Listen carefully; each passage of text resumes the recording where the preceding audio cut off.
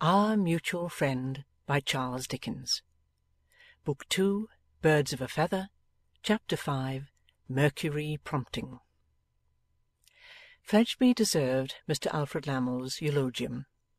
He was the meanest cur existing, with a single pair of legs, and instinct, a word we all clearly understand, going largely on 4 legs, and reason always on 2, meanness on 4 legs never attains the perfection of meanness on 2.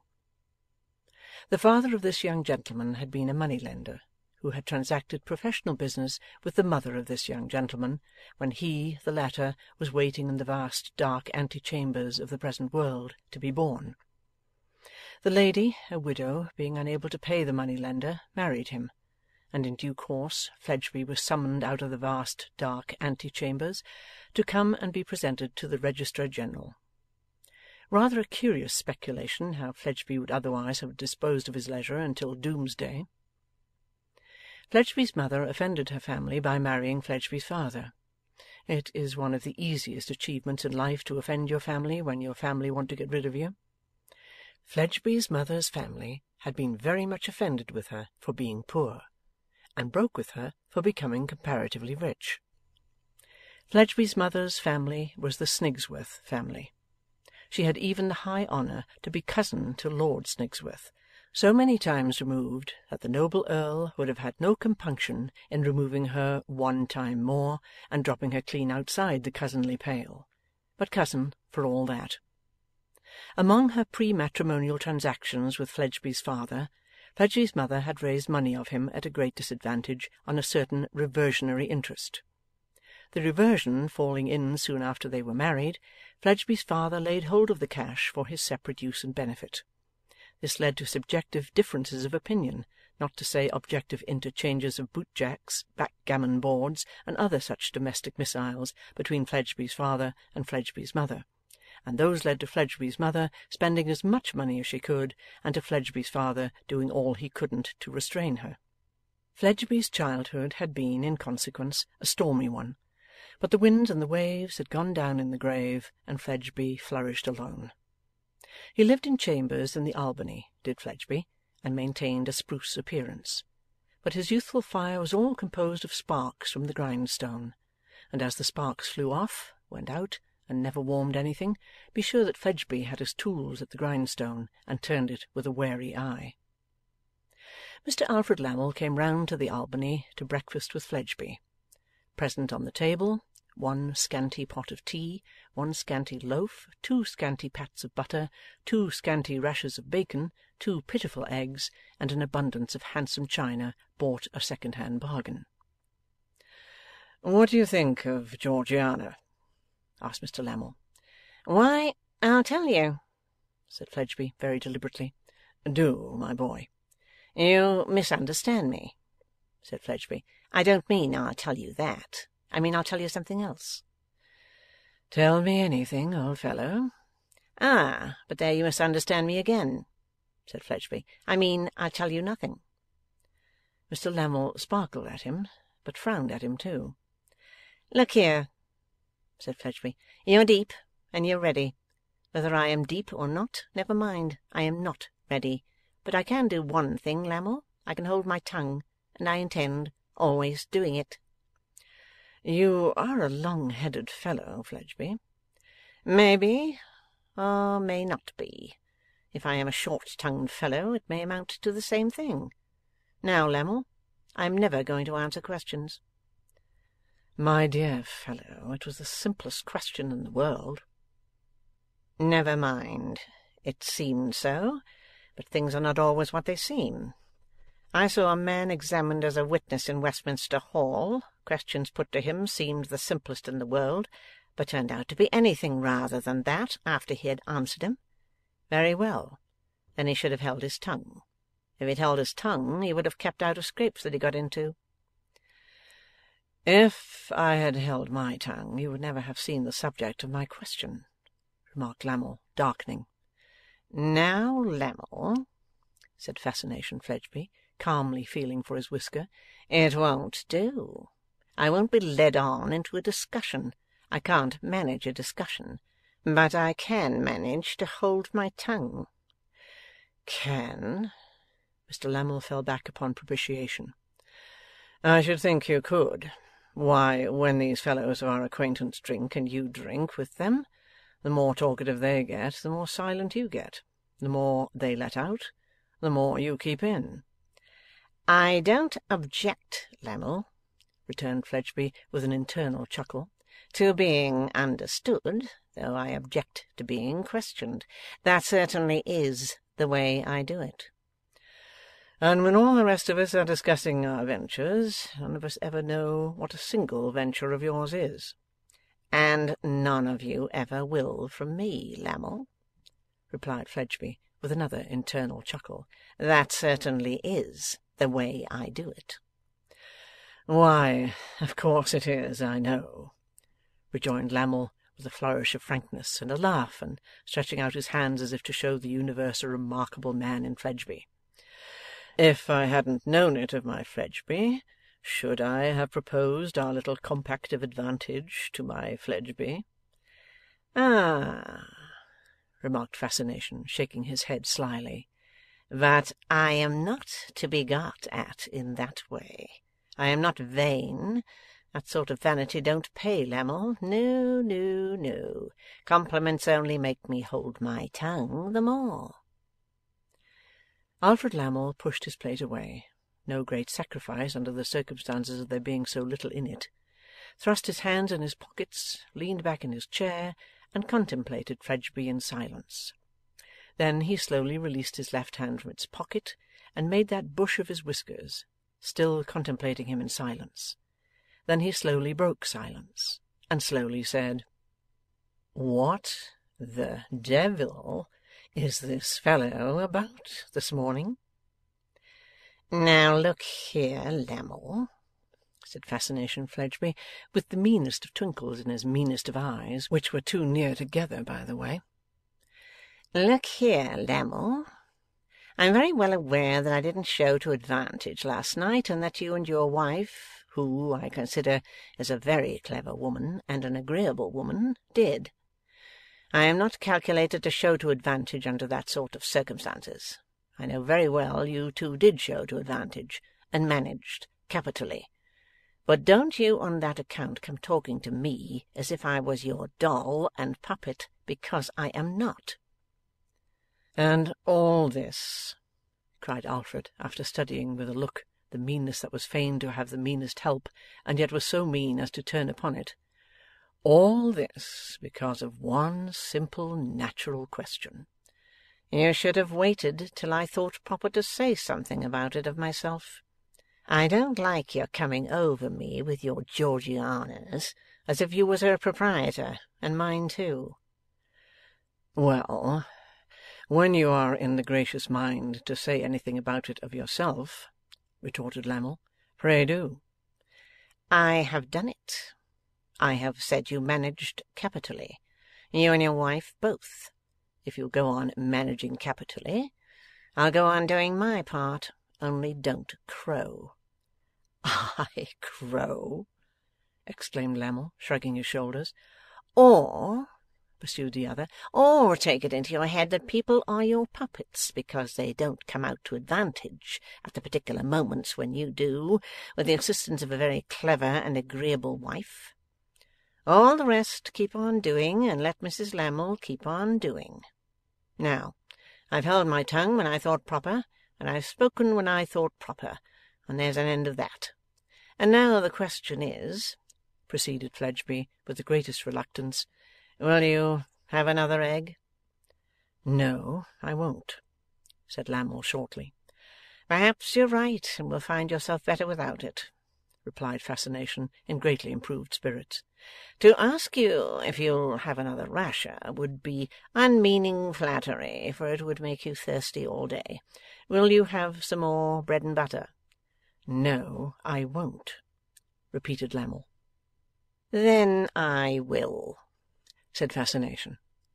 And it was not a mere retort for the sound's sake, but was a cheerful cogent consequence of the refusal. For if Lammle had applied himself again to the loaf, it would have been so heavily visited, in Fledgeby's opinion, as to demand abstinence from bread on his part for the remainder of that meal at least, if not for the whole of the next. Whether this young gentleman, for he was but 23, combined with the miserly vice of an old man, any of the open-handed vices of a young one, was a moot point, so very honourably did he keep his own counsel. He was sensible of the value of appearances as an investment, and liked to dress well, but he drove a bargain for every movable about him, from the coat on his back to the china on his breakfast-table, and every bargain, by representing somebody's ruin or somebody's loss, acquired a peculiar charm for him. It was a part of his avarice to take, within narrow bounds, long odds at races. If he won, he drove harder bargains. If he lost, he half-starved himself until next time. Why money should be so precious to an ass too dull and mean to exchange it for any other satisfaction is strange, but there is no animal so sure to get laden with it as the ass, who sees nothing written on the face of the earth and sky but the 3 letters LSD, not luxury, sensuality, dissoluteness, which they often stand for, but the 3 dry letters. Your concentrated fox is seldom comparable to your concentrated ass in money-breeding. Fascination Fledgeby feigned to be a young gentleman living on his means, but was known secretly to be a kind of outlaw in the bill-broking line, and to put money out at high interest in various ways. His circle of familiar acquaintance, from Mr. Lammle round, all had a touch of the outlaw as to their rovings in the merry greenwood of Jobbery Forest, lying on the outskirts of the share market and the stock exchange.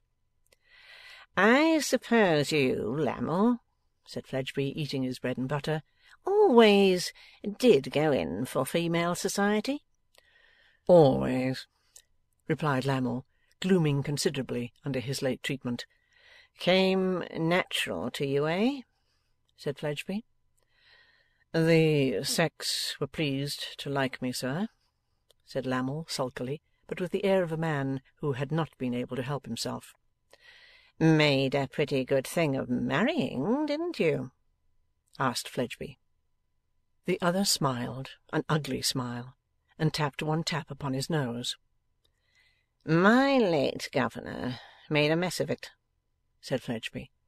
"But is the right name Georgina or Georgiana?" "Georgiana." "I was thinking yesterday, I didn't know there was such a name. I thought it must end in Ina." "Why?" "Why?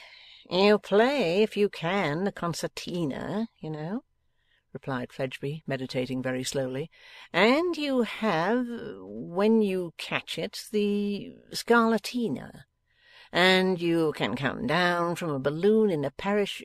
No, you can't, though. Well, say Georgette.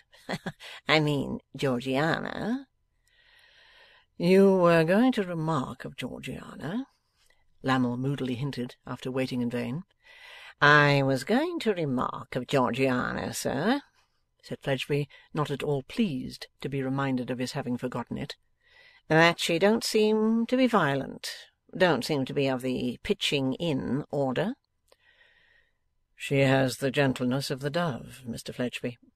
"Of course you'll say so," replied Fledgeby, sharpening the moment his interest was touched by another. "But, you know, the real lookout is this. What I say, not what you say. I say, having my late governor and my late mother in my eye, that Georgiana don't seem to be of the pitching in order." The respected Mr. Lammle was a bully, by nature and by usual practice. Perceiving, as Fledgeby's affronts cumulated, that conciliation by no means answered the purpose here, he now directed a scowling look into Fledgeby's small eyes, for the effect of the opposite treatment. Satisfied by what he saw there, he burst into a violent passion, and struck his hand upon the table, making the china ring and dance. "You are a very offensive fellow, sir," cried Mr. Lammle, rising. "You are a highly offensive scoundrel. What do you mean by this behaviour?" "I say," remonstrated Fledgeby, "don't break out." "You are a very offensive fellow, sir," repeated Mr. Lammle. "You are a highly offensive scoundrel." "I I say, you know,' urged Fledgeby, quailing. 'Why, you coarse and vulgar vagabond,' said Mr Lammle, looking fiercely about him, 'if your servant was here to give me sixpence of your money to get my boots cleaned afterwards, for you are not worth the expenditure, I'd kick you.' 'No, you wouldn't,' pleaded Fledgeby. 'I am sure you'd think better of it.' 'I tell you what, Mr Fledgeby,' said Lammle, advancing on him, 'since you presume to contradict me, I'll assert myself a little. Give me your nose.' Fledgeby covered it with his hand instead, and said, retreating, 'I beg you won't.' 'Give me your nose, sir,' repeated Lammle. Still covering that feature, and backing, Mr Fledgeby reiterated, apparently with a severe cold in his head, 'I beg you won't.' 'And this fellow,' exclaimed Lammle, stopping and making the most of his chest, 'this fellow presumes on my having selected him, out of all the young fellows I know, for an advantageous opportunity. This fellow presumes on my having in my desk round the corner his dirty note of hand for a wretched sum, payable on the occurrence of a certain event, which event can only be of my and my wife's bringing about. This fellow Fledgeby presumes to be impertinent to me, Lammle. Give me your nose, sir.' 'No, stop! I beg your pardon,' said Fledgeby with humility. 'What do you say, sir?' demanded Mr Lammle, seeming too furious to understand. 'I beg your pardon,' repeated Fledgeby. 'Repeat your words louder, sir. The just indignation of a gentleman has sent the blood boiling to my head. I don't hear you.' 'I say,' repeated Fledgeby with laborious explanatory politeness, 'I beg your pardon.' Mr Lammle paused. 'As a man of honour,' said he, throwing himself into a chair, 'I am disarmed.' Mr Fledgeby also took a chair, though less demonstratively, and by slow approaches removed his hand from his nose. Some natural diffidence assailed him as to blowing it, so shortly after its having assumed a personal and delicate, not to say public, character, but he overcame his scruples by degrees, and modestly took that liberty under an implied protest. 'Lammle,' he said sneakingly, when that was done, 'I hope we are friends again.' 'Mr Fledgeby,' returned Lammle, 'say no more.' 'I must have gone too far in making myself disagreeable,' said Fledgeby, 'but I never intended it.' 'Say no more, say no more,' Mr Lammle repeated in a magnificent tone. 'Give me your—' Fledgeby started. 'Hand.' They shook hands, and on Mr Lammle's part in particular there ensued great geniality. For he was quite as much of a dastard as the other, and had been in equal danger of falling into the second place for good, when he took heart, just in time, to act upon the information conveyed to him by Fledgeby's eye. The breakfast ended in a perfect understanding. Incessant machinations were to be kept at work by Mr and Mrs Lammle, love was to be made for Fledgeby, and conquest was to be ensured to him. He on his part very humbly admitting his defects as to the softer social arts, and entreating to be backed to the utmost by his two able coadjutors. Little recked Mr Podsnap of the traps and toils besetting his young person. He regarded her as safe within the temple of Podsnappery, hiding the fullness of time when she, Georgiana, should take him, Fitz Podsnap, who with all his worldly goods should her endow. It would call a blush into the cheek of his standard young person to have anything to do with such matters, save to take as directed, and with worldly goods as per settlement to be endowed. Who giveth this woman to be married to this man? I, Podsnap. Perish the daring thought that any smaller creation should come between. It was a public holiday, and Fledgeby did not recover his spirits or his usual temperature of nose until the afternoon. Walking into the city in the holiday afternoon, he walked against a living stream setting out of it, and thus when he turned into the precincts of St Mary Axe, he found a prevalent repose and quiet there.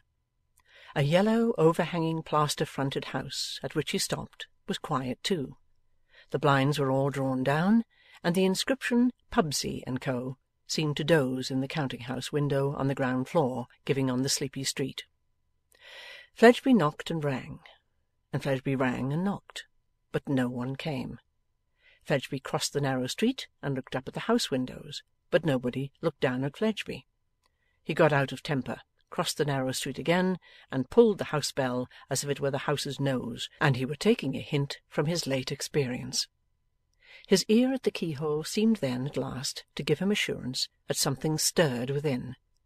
His eye at the keyhole seemed to confirm his ear, for he angrily pulled the house's nose again, and pulled, and continued to pull until a human nose appeared in the dark doorway. "Now, you, sir," cried Fledgeby, "these are nice games." He addressed an old Jewish man in an ancient coat, long of skirt and wide of pocket.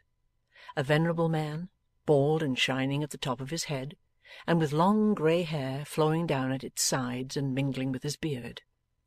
A man who, with a graceful Eastern action of homage, bent his head, and stretched out his hands with the palms downward, as if to deprecate the wrath of a superior. "What have you been up to?" said Fledgeby, storming at him.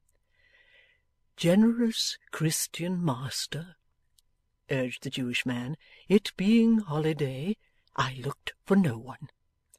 "Holiday be blowed," said Fledgeby, entering. "What have you got to do with holidays? Shut the door."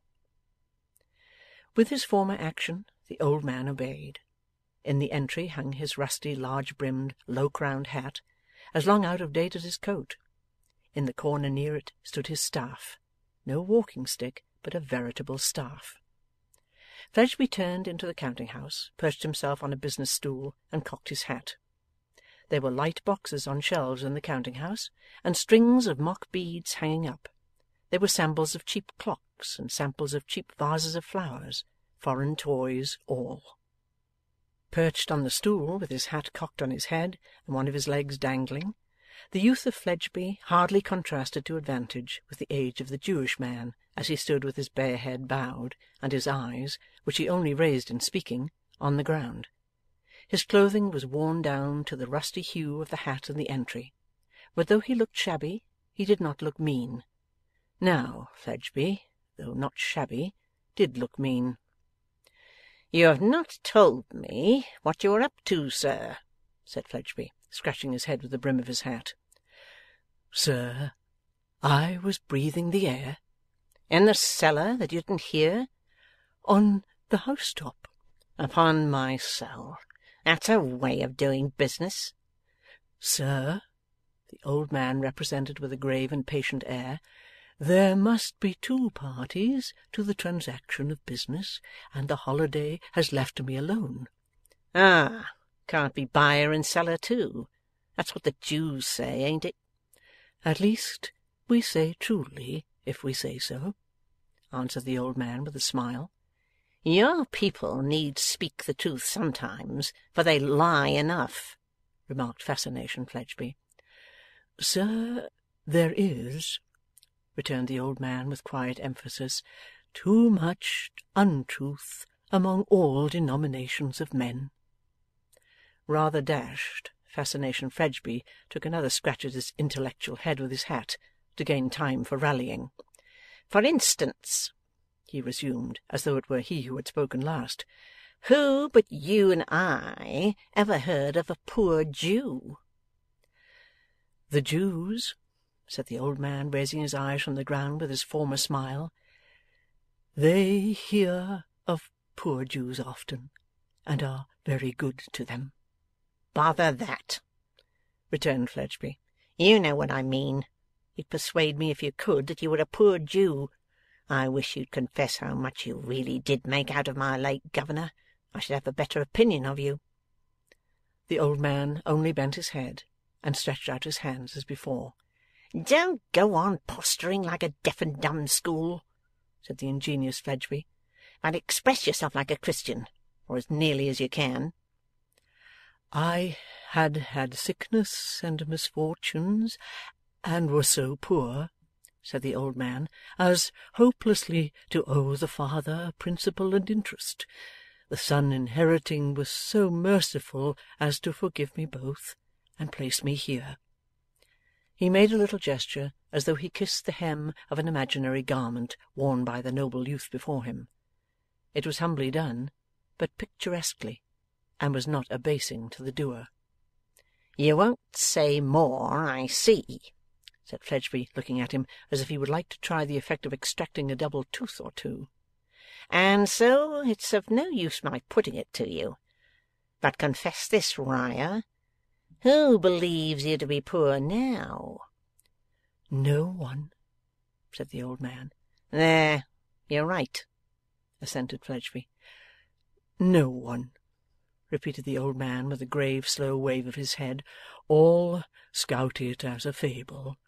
Were I to say, this little fancy business is not mine,' with a lithe sweep of his easily turning hand around him to comprehend the various objects on the shelves, 'it is the little business of a Christian young gentleman who places me, his servant, in trust and charge here, and to whom I am accountable for every single bead. They would laugh when, in the larger money business, I tell the borrowers—' 'I say, old chap,' interposed Fledgeby, 'I hope you mind what you do tell 'em.' 'Sir, I tell them no more than I am about to repeat. When I tell them I cannot promise this, I cannot answer for the other, I must see my principal, I have not the money, I am a poor man, and it does not rest with me, they are so unbelieving and so impatient that they sometimes curse me in Jehovah's name.' 'That's deuced good, that is,' said Fascination Fledgeby. 'And at other times they say, "Can it never be done without these tricks, Mr Riah? Come, come, Mr Riah, we know the arts of your people, my people. If the money is to be lent, fetch it, fetch it. If it is not to be lent, keep it, and say so." They never believe me.' 'That's all right,' said Fascination Fledgeby. 'They say, "We know, Mr Riah, we know. We have but to look at you, and we know."' 'Oh, a good 'un are you for the post,' thought Fledgeby, 'and a good 'un was I to mark you out for it. I may be slow, but I am precious sure.' Not a syllable of this reflection shaped itself at any scrap of Mr Fledgeby's breath, lest it should tend to put his servant's price up. But looking at the old man as he stood quiet with his head bowed and his eyes cast down, he felt that to relinquish an inch of his baldness, an inch of his grey hair, an inch of his coat skirt, an inch of his hat brim, an inch of his walking staff, would be to relinquish hundreds of pounds. 'Look here, Riah,' said Fledgeby, mollified by these self-approving considerations, 'I want to go a little more into buying up queer bills. Look out in that direction.' 'Sir, it shall be done.' 'Casting my eye over the accounts, I find that branch of business pays pretty fairly, and I'm game for extending it. I like to know people's affairs likewise, so look out.' 'Sir, I will promptly.' 'Put it about in the right quarters, that you'll buy queer bills by the lump, by the pound weight, if that's all. Supposing you see your way to a fair chance on looking over the parcel. And there's one thing more. Come to me with the books for periodical inspection as usual at 8 on Monday morning.' Riah drew some folding tablets from his breast, and noted it down. 'That's all I wanted to say at the present time,' continued Fledgeby in a grudging vein, as he got off the stool, 'except that I wish you'd take the air where you can hear the bell, or the knocker, either one of the two or both. By the by, how do you take the air at the top of the house? Do you stick your head out of a chimney pot?'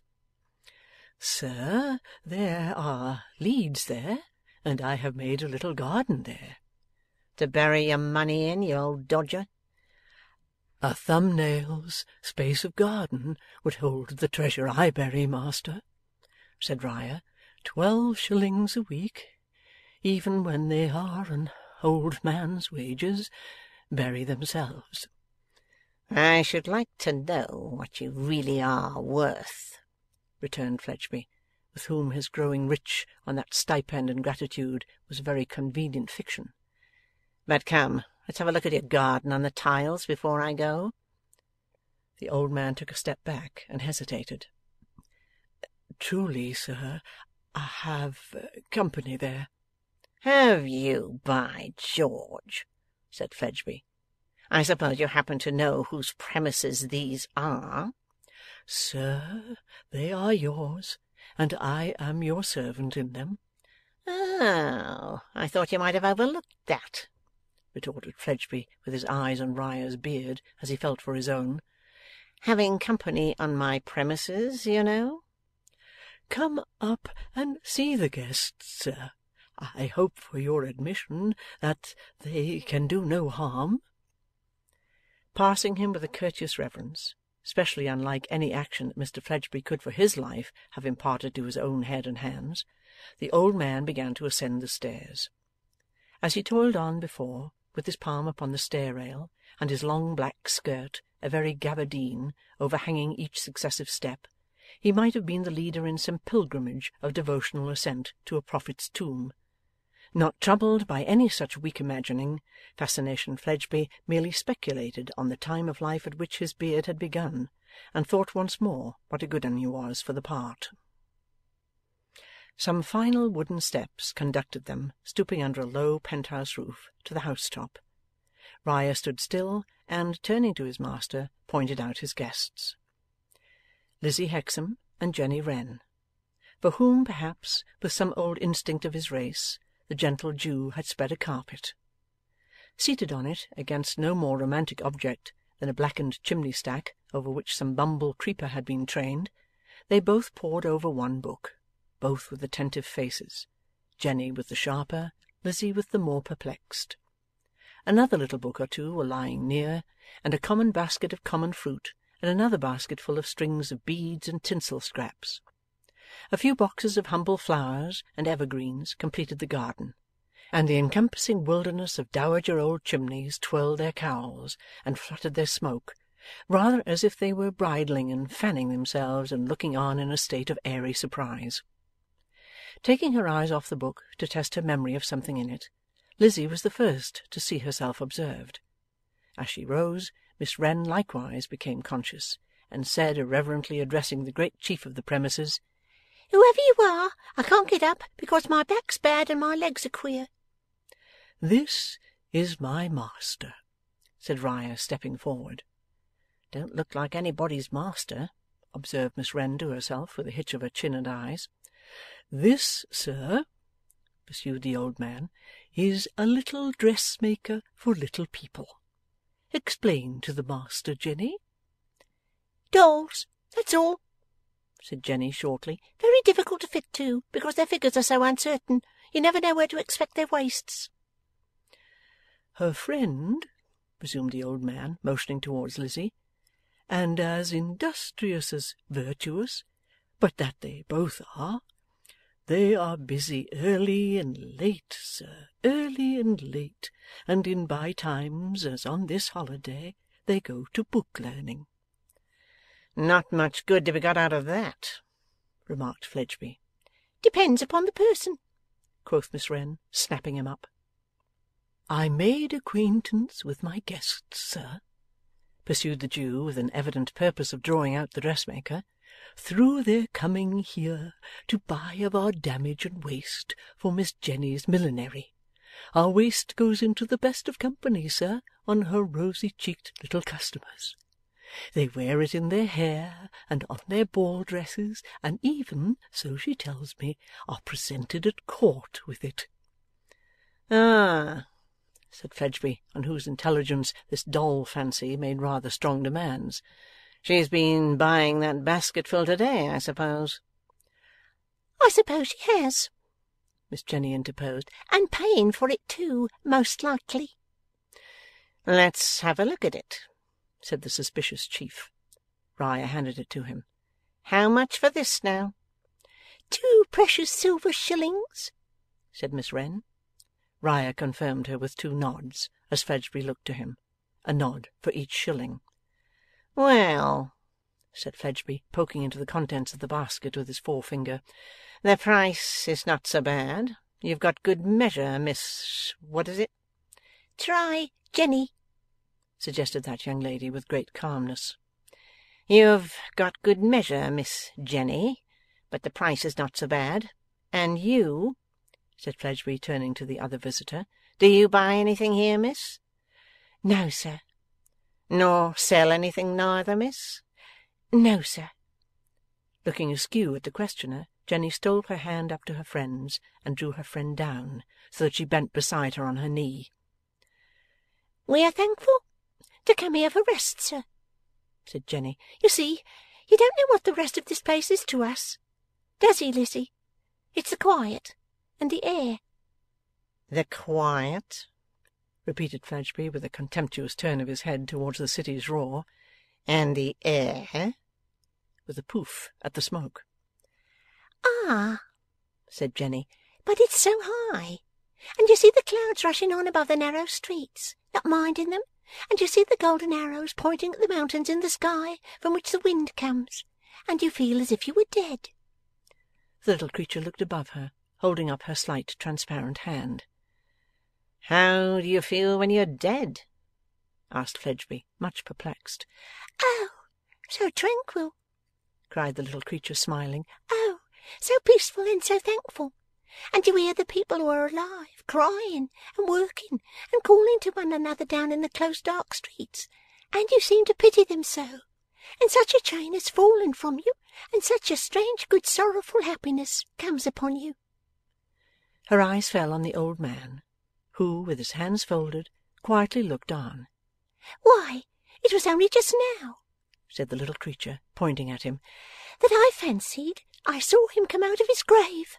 He toiled out at that low door, so bent and worn, and then he took his breath and stood upright and looked all round him at the sky, and the wind blew upon him, and his life down in the dark was over, till he was called back to life," she added, looking round at Fledgeby with that lower look of sharpness.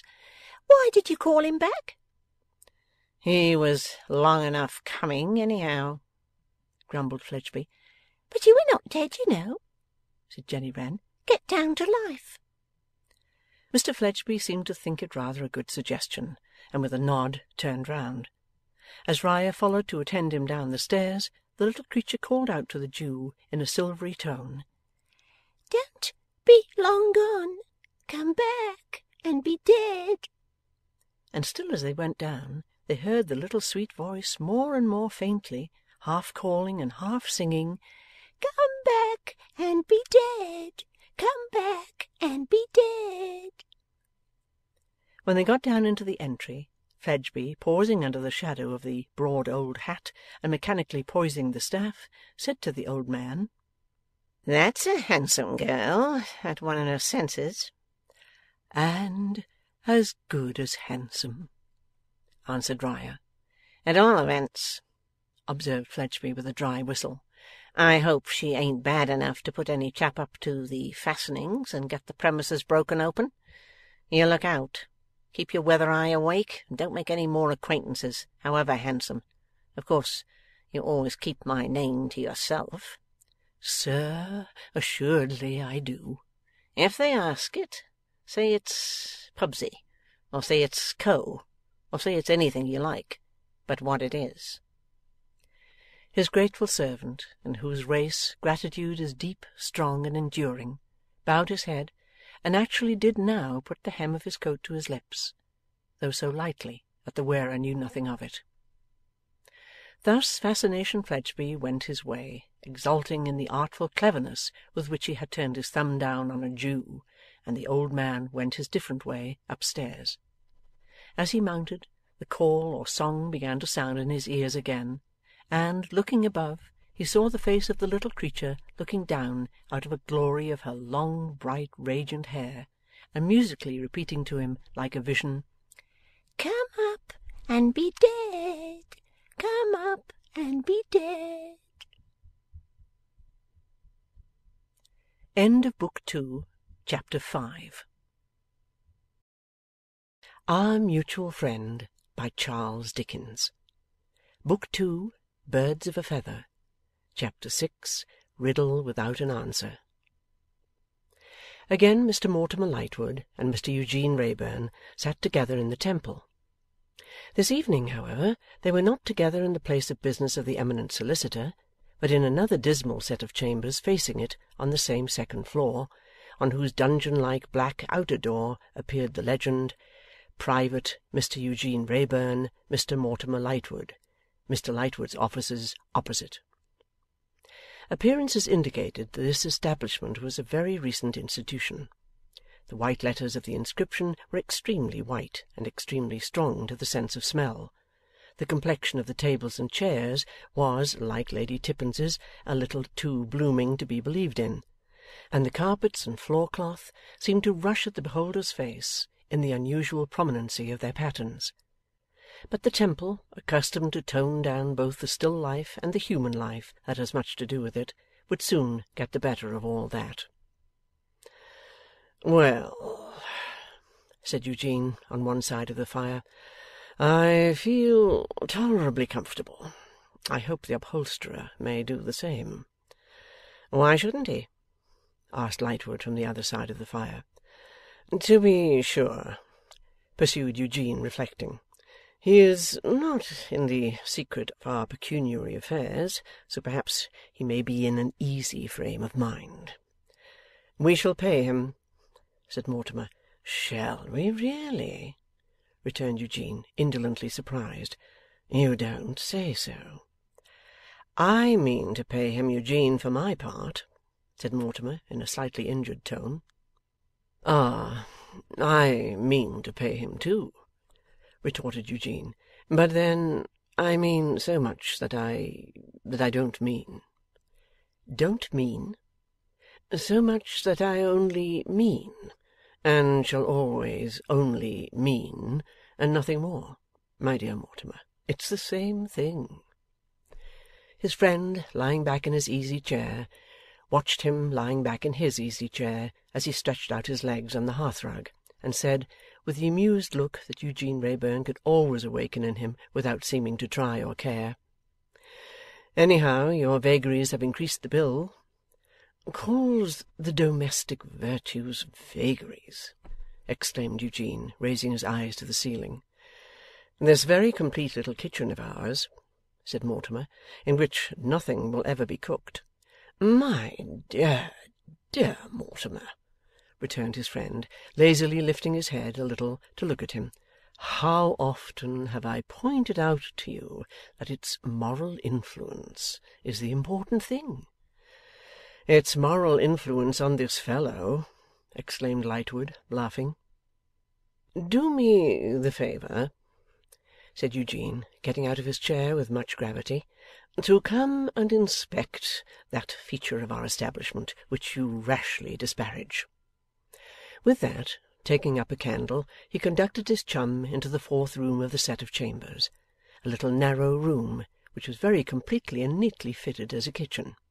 "See," said Eugene, "miniature flour barrel, rolling pin, spice box, shelf of brown jars, chopping board, coffee mill, dresser elegantly furnished with crockery, saucepans and pans, roasting jack, a charming kettle, an armoury of dish covers. The moral influence of these objects in forming the domestic virtues may have an immense influence upon me. Not upon you, for you are a hopeless case, but upon me. In fact, I have an idea that I feel the domestic virtues already forming. Do me the favour to step into my bedroom. Secretaire, you see? An abstruse set of solid mahogany pigeonholes, one for every letter of the alphabet. To what use do I devote them? I receive a bill, say from Jones. I docket it neatly at the secretaire Jones, and I put it into pigeonhole J. It's the next thing to a receipt, and is quite as satisfactory to me. And I very much wish, Mortimer," sitting on his bed with the air of a philosopher lecturing a disciple, "that my example might induce you to cultivate habits of punctuality and method, and, by means of the moral influences with which I have surrounded you, to encourage the formation of the domestic virtues." Mortimer laughed again, with his usual commentaries of "How can you be so ridiculous, Eugene?" and "What an absurd fellow you are!" But when his laugh was out, there was something serious, if not anxious, in his face. Despite that pernicious assumption of lassitude and indifference which had become his second nature, he was strongly attached to his friend.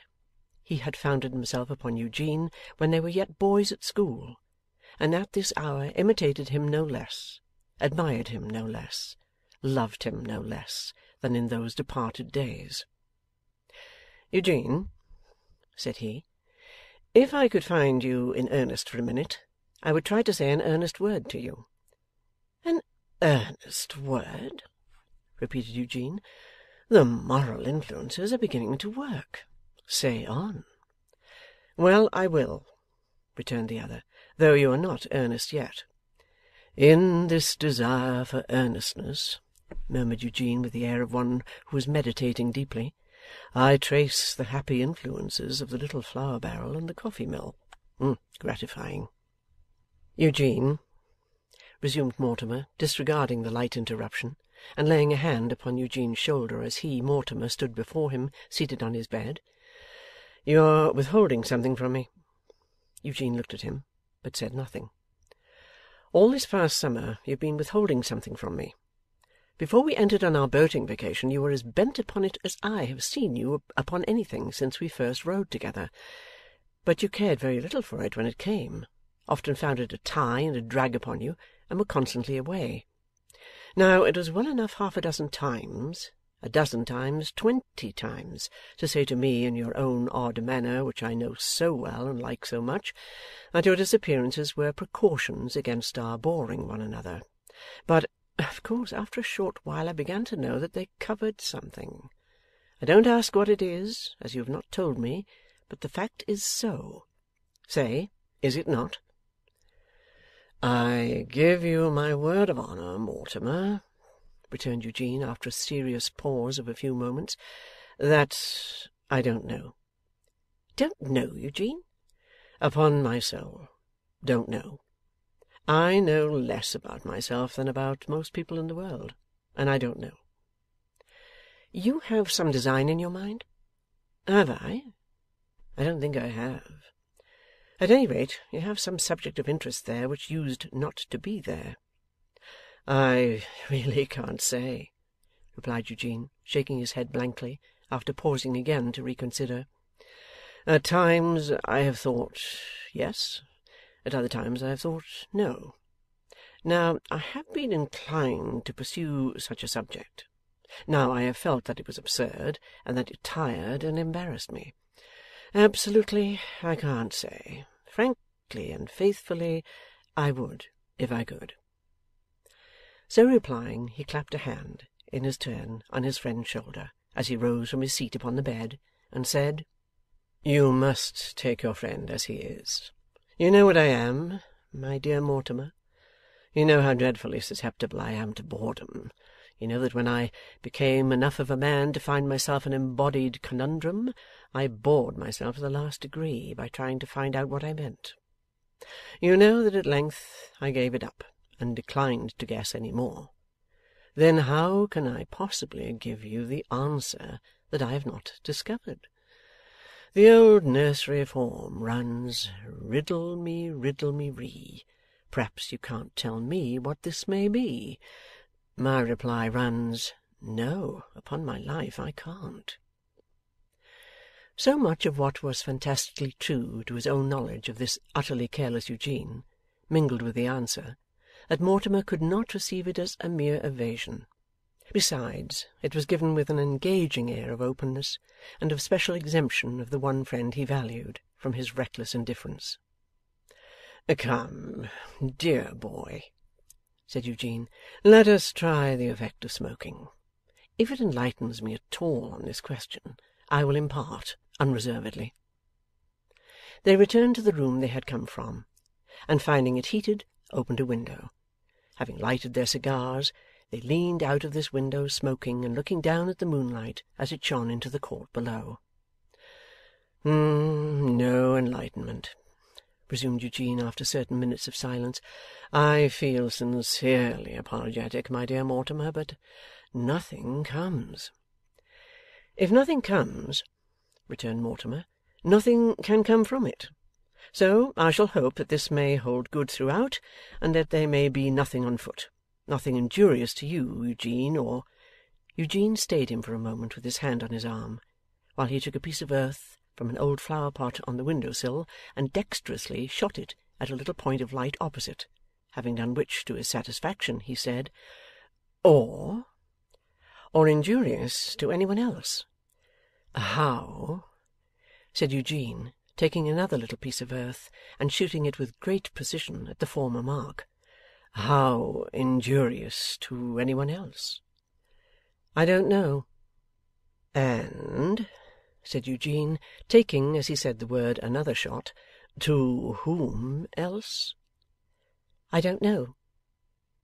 Checking himself with another piece of earth in his hand, Eugene looked at his friend inquiringly and a little suspiciously. There was no concealed or half-expressed meaning in his face.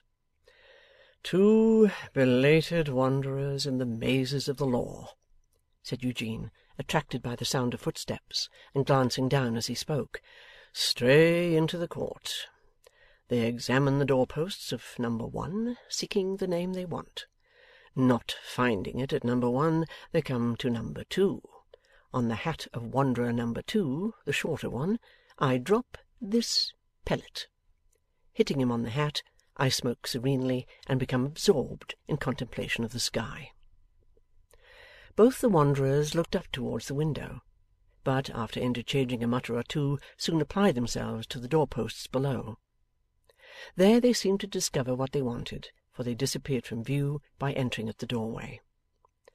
'When they emerge,' said Eugene, 'you shall see me bring them both down,' and so prepared 2 pellets for the purpose.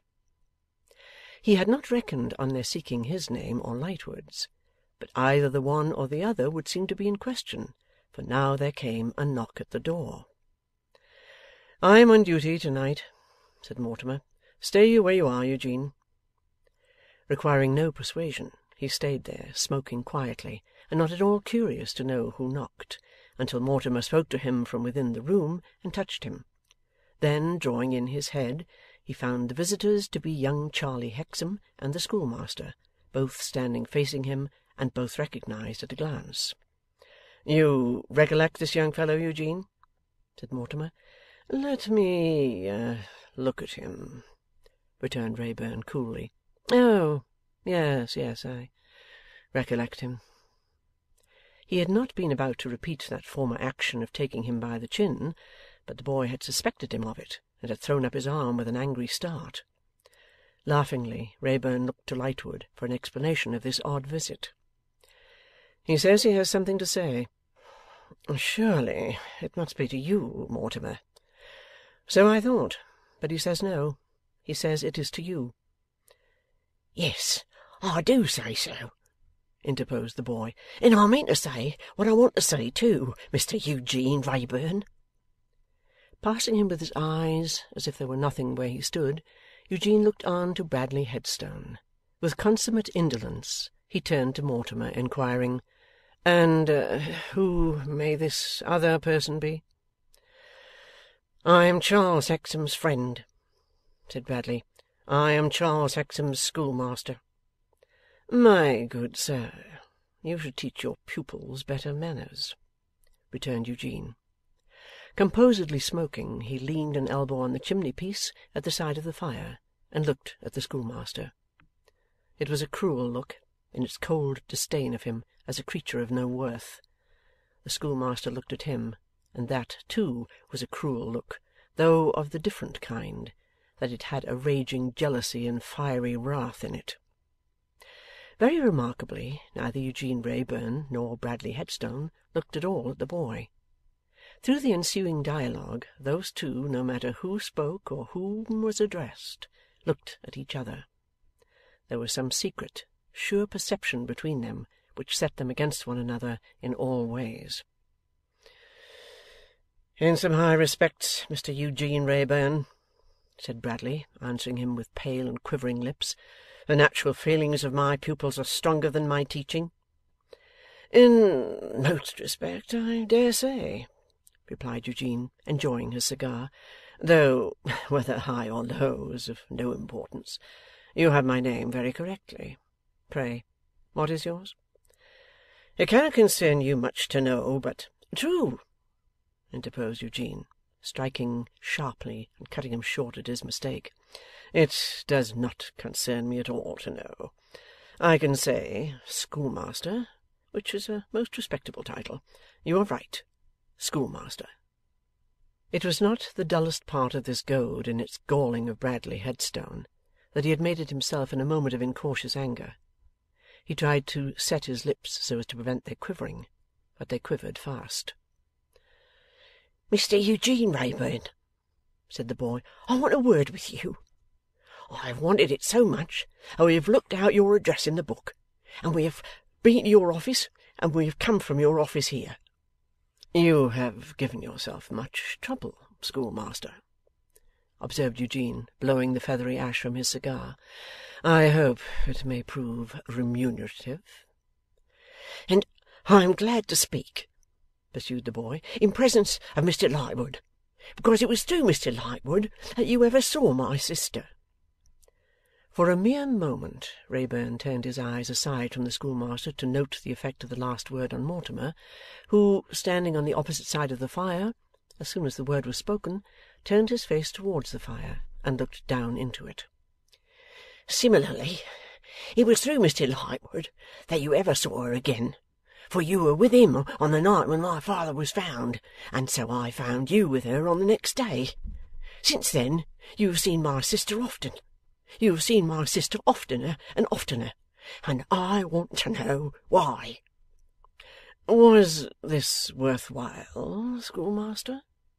murmured Eugene with the air of a disinterested adviser. 'So much trouble for nothing? You should know best, but I think not.' 'I don't know, Mr Wrayburn,' answered Bradley, with his passion rising, 'why you address me.' 'Don't you?' said Eugene. 'Then I won't.'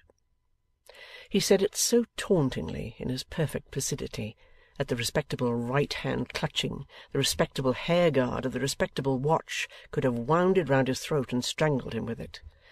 Not another word did Eugene deem it worth while to utter, but stood leaning his head upon his hand, smoking and looking imperturbably at the chafing Bradley Headstone with his clutching right hand, until Bradley was well nigh mad. 'Mr Wrayburn,' proceeded the boy, 'we not only know this that I have charged upon you, but we know more. It has not yet come to my sister's knowledge that we have found it out, but we have. We had a plan, Mr Headstone and I, for my sister's education, and for its being advised and overlooked by Mr Headstone, who is a much more competent authority, whatever you may pretend to think, as you smoke, than you could produce if you tried. Then, what do we find? What do we find, Mr Lightwood? Why, we find that my sister has already been taught, without our knowing it. We find that while my sister gives an unwilling and cold ear to our schemes for her advantage, I, her brother, and Mr Headstone, the most competent authority, as his certificates would easily prove, that could be produced, she is wilfully and willingly profiting by other schemes. Aye, and taking pains too, for I know what such pains are, and so does Mr Headstone. Well, somebody pays for this, is a thought that naturally occurs to us. Who pays? We apply ourselves to find out, Mr Lightwood, and we find that your friend, this Mr Eugene Wrayburn here, pays.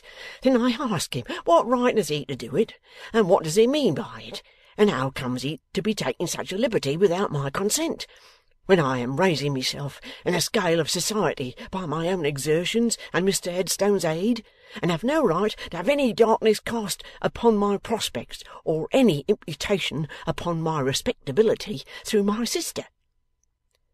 The boyish weakness of this speech, combined with its great selfishness, made it a poor one indeed. And yet Bradley Headstone, used to the little audience of a school and unused to the larger ways of men, showed a kind of exultation in it.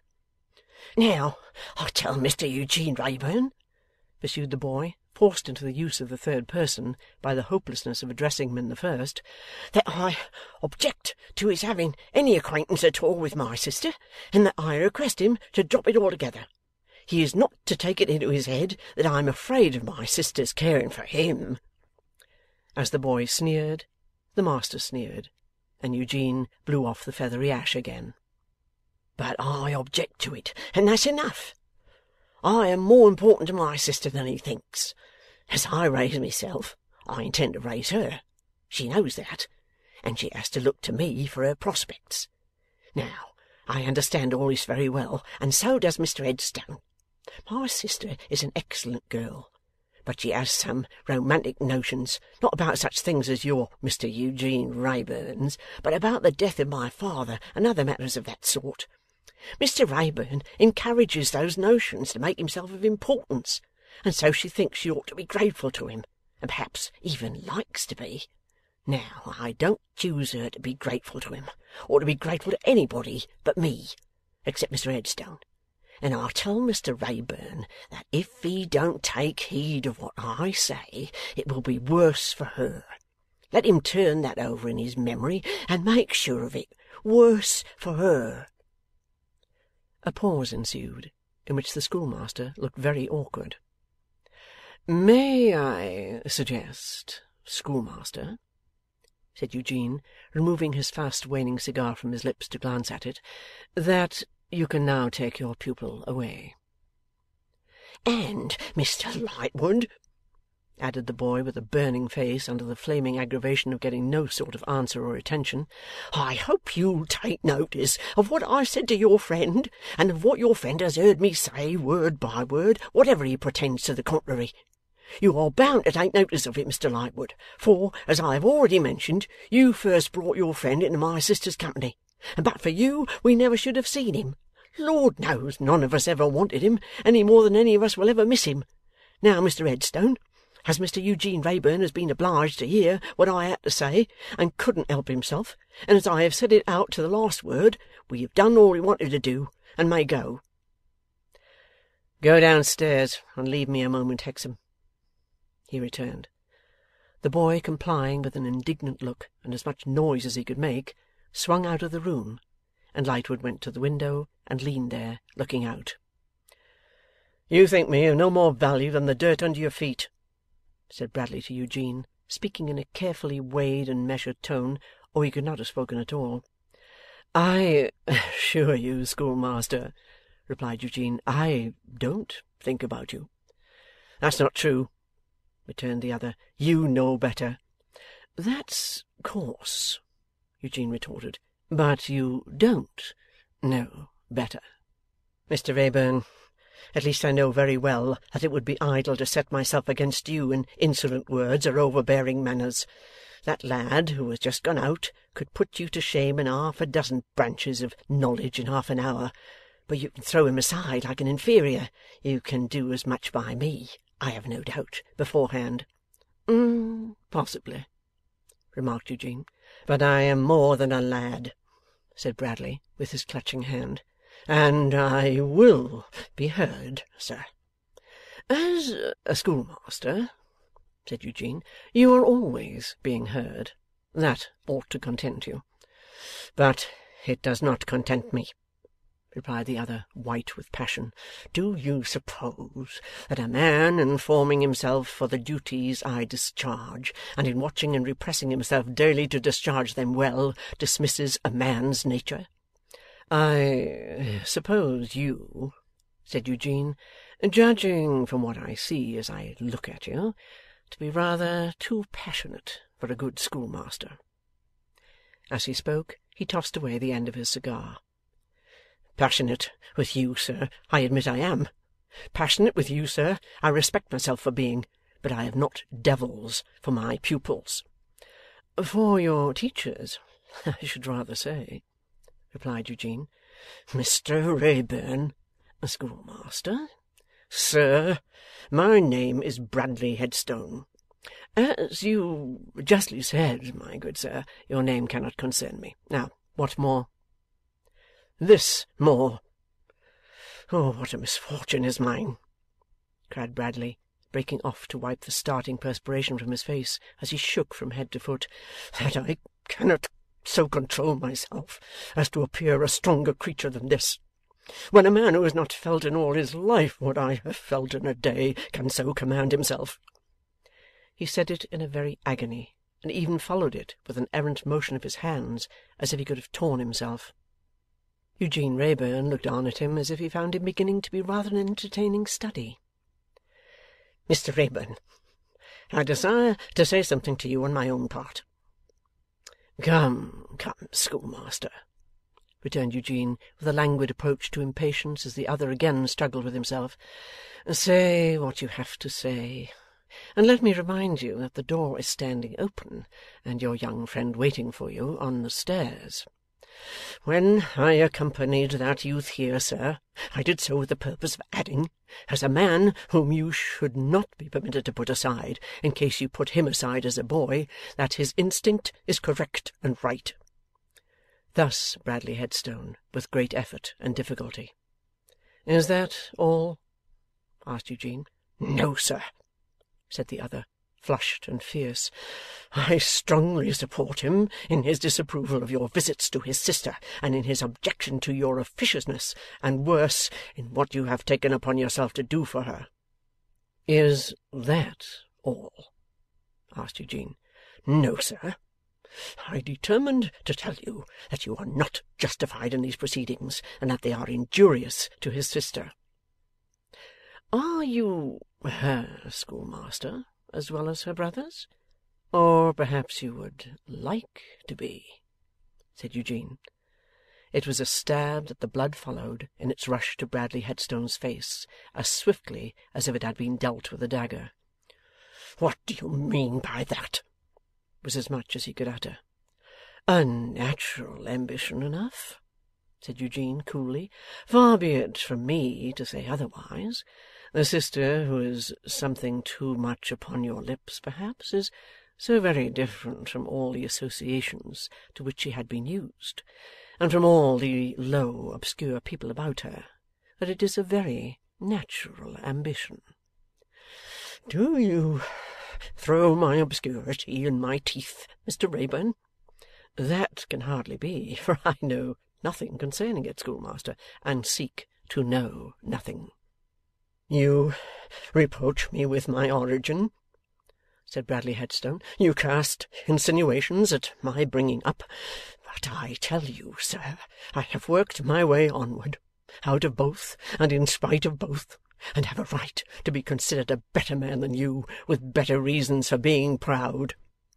'How I can reproach you with what is not within my knowledge, or how I can cast stones that were never in my hand, is a problem for the ingenuity of a schoolmaster to prove,' returned Eugene. 'Is that all?' 'No, sir. If you suppose that boy—' 'Who really will be tired of waiting,' said Eugene politely. 'If you suppose that boy to be friendless, Mr Wrayburn, you deceive yourself. I am his friend, and you shall find me so.' 'And you will find him on the stairs,' remarked Eugene. 'You may have promised yourself, sir, that you could do what you chose here, because you had to deal with a mere boy, inexperienced, friendless, and unassisted, but I give you warning that this mean calculation is wrong. You have to do with a man also. You have to do with me. I will support him, and, if need be, require reparation for him. My hand and heart are in this cause, and are open to him. And, quite a coincidence, the door is open,' remarked Eugene. 'I scorn your shifty evasions, and I scorn you,' said the schoolmaster.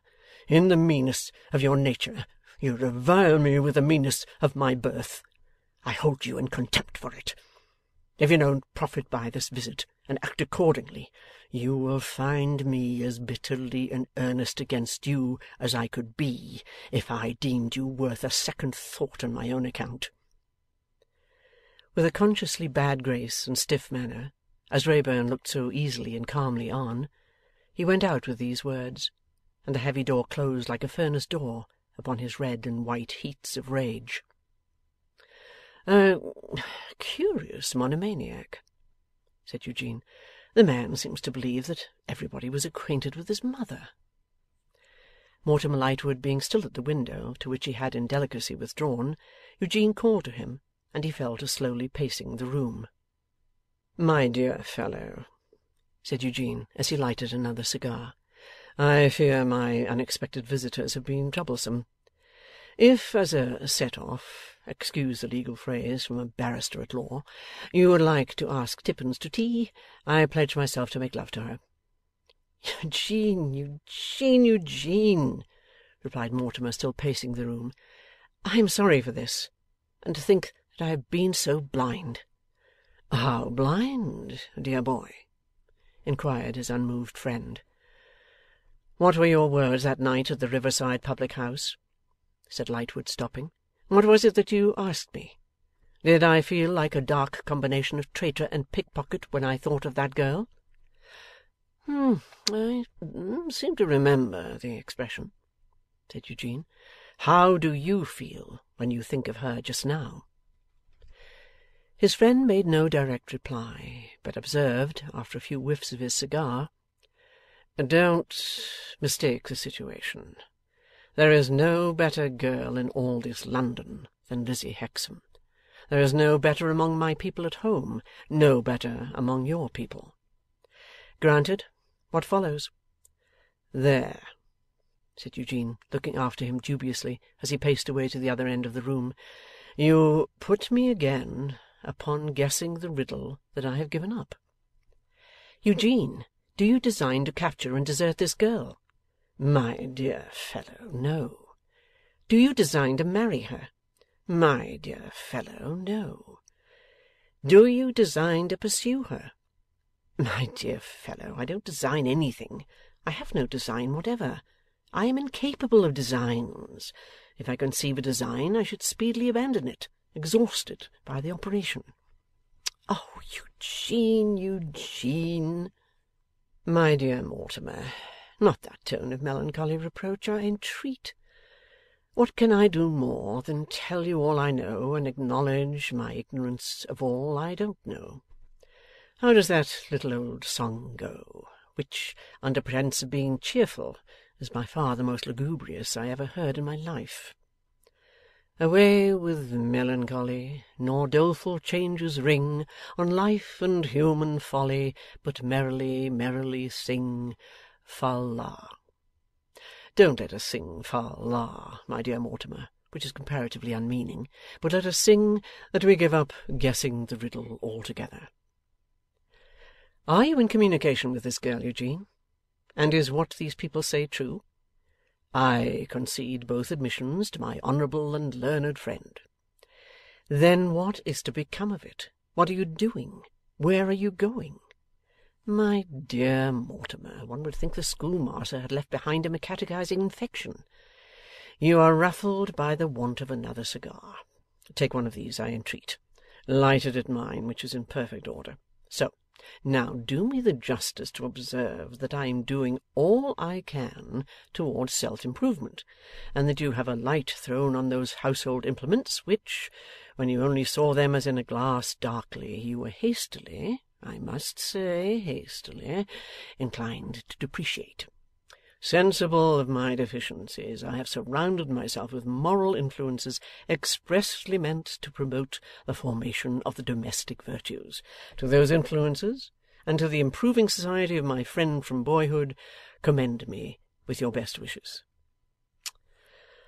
Ah, Eugene, said Lightwood affectionately, now standing near him, so that they both stood in one little cloud of smoke, I would that you answered my 3 questions.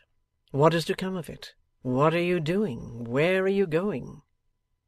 And, my dear Mortimer, returned Eugene, lightly fanning away the smoke with his hand for the better exposition of his frankness of face and manner, believe me, I would answer them instantly if I could. But to enable me to do so, I must first have found out the troublesome conundrum long abandoned. Here it is. Eugene Wrayburn, tapping his forehead and breast. Riddle me ree. Perhaps you can't tell me what this may be. No, upon my life I can't. I give it up. End of Book 2, Chapter 6. Our Mutual Friend, by Charles Dickens. Book 2, Birds of a Feather, Chapter 7, in which a friendly move is originated. The arrangement between Mr Boffin and his literary man, Mr Silas Wegg, so far altered with the altered habits of Mr Boffin's life, as that the Roman Empire usually declined in the morning, and in the eminently aristocratic family mansion, rather than in the evening as of yore, and in Boffin's bower. There were occasions, however, when Mr Boffin, seeking a brief refuge from the blandishments of fashion, would present himself at the bower after dark, to anticipate the next sallying forth of Wegg, and would there, on the old settle, pursue the downward fortunes of those enervated and corrupted masters of the world who were by this time on their last legs. If Wegg had been worse paid for his office, or better qualified to discharge it, he would have considered these visits complimentary and agreeable. But, holding the position of a handsomely remunerated humbug, he resented them. This was quite according to rule, for the incompetent servant, by whomsoever employed, is always against his employer. Even those born governors, noble and right honourable creatures, who have been the most imbecile in high places, have uniformly shown themselves the most opposed, sometimes in belying distrust, sometimes in vapid insolence, to their employer. What is in such wise true of the public master and servant is equally true of the private master and servant, all the world over. When Mr Silas Wegg did at last obtain free access to our house, as he had been wont to call the mansion, outside which he had sat shelterless so long, and when he did at last find it in all particulars as different from his mental plans of it, as according to the nature of things it well could be, that far-seeing and far-reaching character, by way of asserting himself and making out a case for compensation, affected to fall into a melancholy strain of musing over the mournful past, as if the house and he had had a fall in life together. "And this, sir," Silas would say to his patron, sadly nodding his head and musing, "was once our house. This, sir, is the building from which I have so often seen those great creatures, Miss Elizabeth, Master George, Aunt Jane, and Uncle Parker," whose very names were of his own inventing, "pass and repass. And has it come to this indeed? Ah, dear me, dear me!" So tender were his lamentations that the kindly Mr Boffin was quite sorry for him, and almost felt mistrustful that in buying the house he had done him an irreparable injury. 2 or 3 diplomatic interviews, the result of great subtlety on Mr Wegg's part, but assuming the mask of careless yielding to a fortuitous combination of circumstances impelling him towards Clerkenwell, had enabled him to complete his bargain with Mr Venus. "Bring me round to the Bower," said Silas, when the bargain was closed, "next Saturday evening, and if a sociable glass of old Jamaiky warm should meet your views, I'm not the man to begrudge it." "You are aware of my being poor company, sir," replied Mr Venus, "but be it so." It being so, here is Saturday evening come, and here is Mr Venus come, and ringing at the Bower gate. Mr Wegg opens the gate, descries a sort of brown paper truncheon under Mr Venus's arm, and remarks in a dry tone, "Oh, I thought perhaps you might have come in a cab." "No, Mr Wegg," replies Venus, "I am not above a parcel." "Above a parcel, no," says Wegg with some dissatisfaction, but does not openly growl. "A certain sort of parcel might be above you." "Here is your purchase, Mr Wegg," says Venus, politely handing it over, "and I am glad to restore it to the source from whence it flowed." 'Thank'ee,' says Wegg. 'Now, this affair is concluded.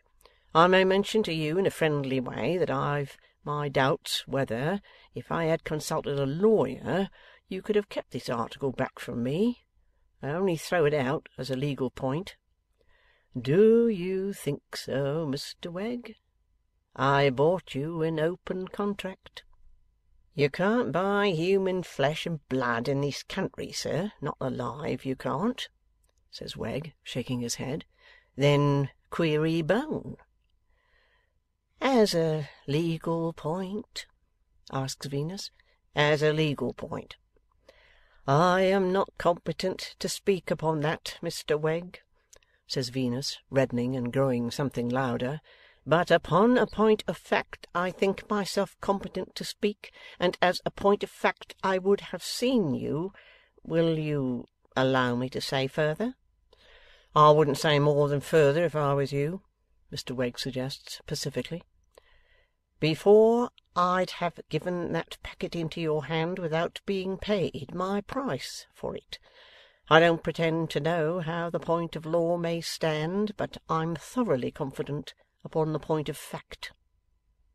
As Mr Venus is irritable, no doubt owing to his disappointment in love, and as it is not the cue of Mr Wegg to have him out of temper, the latter gentleman soothingly remarks, 'I only put it as a little case. I only put it hypothetically.'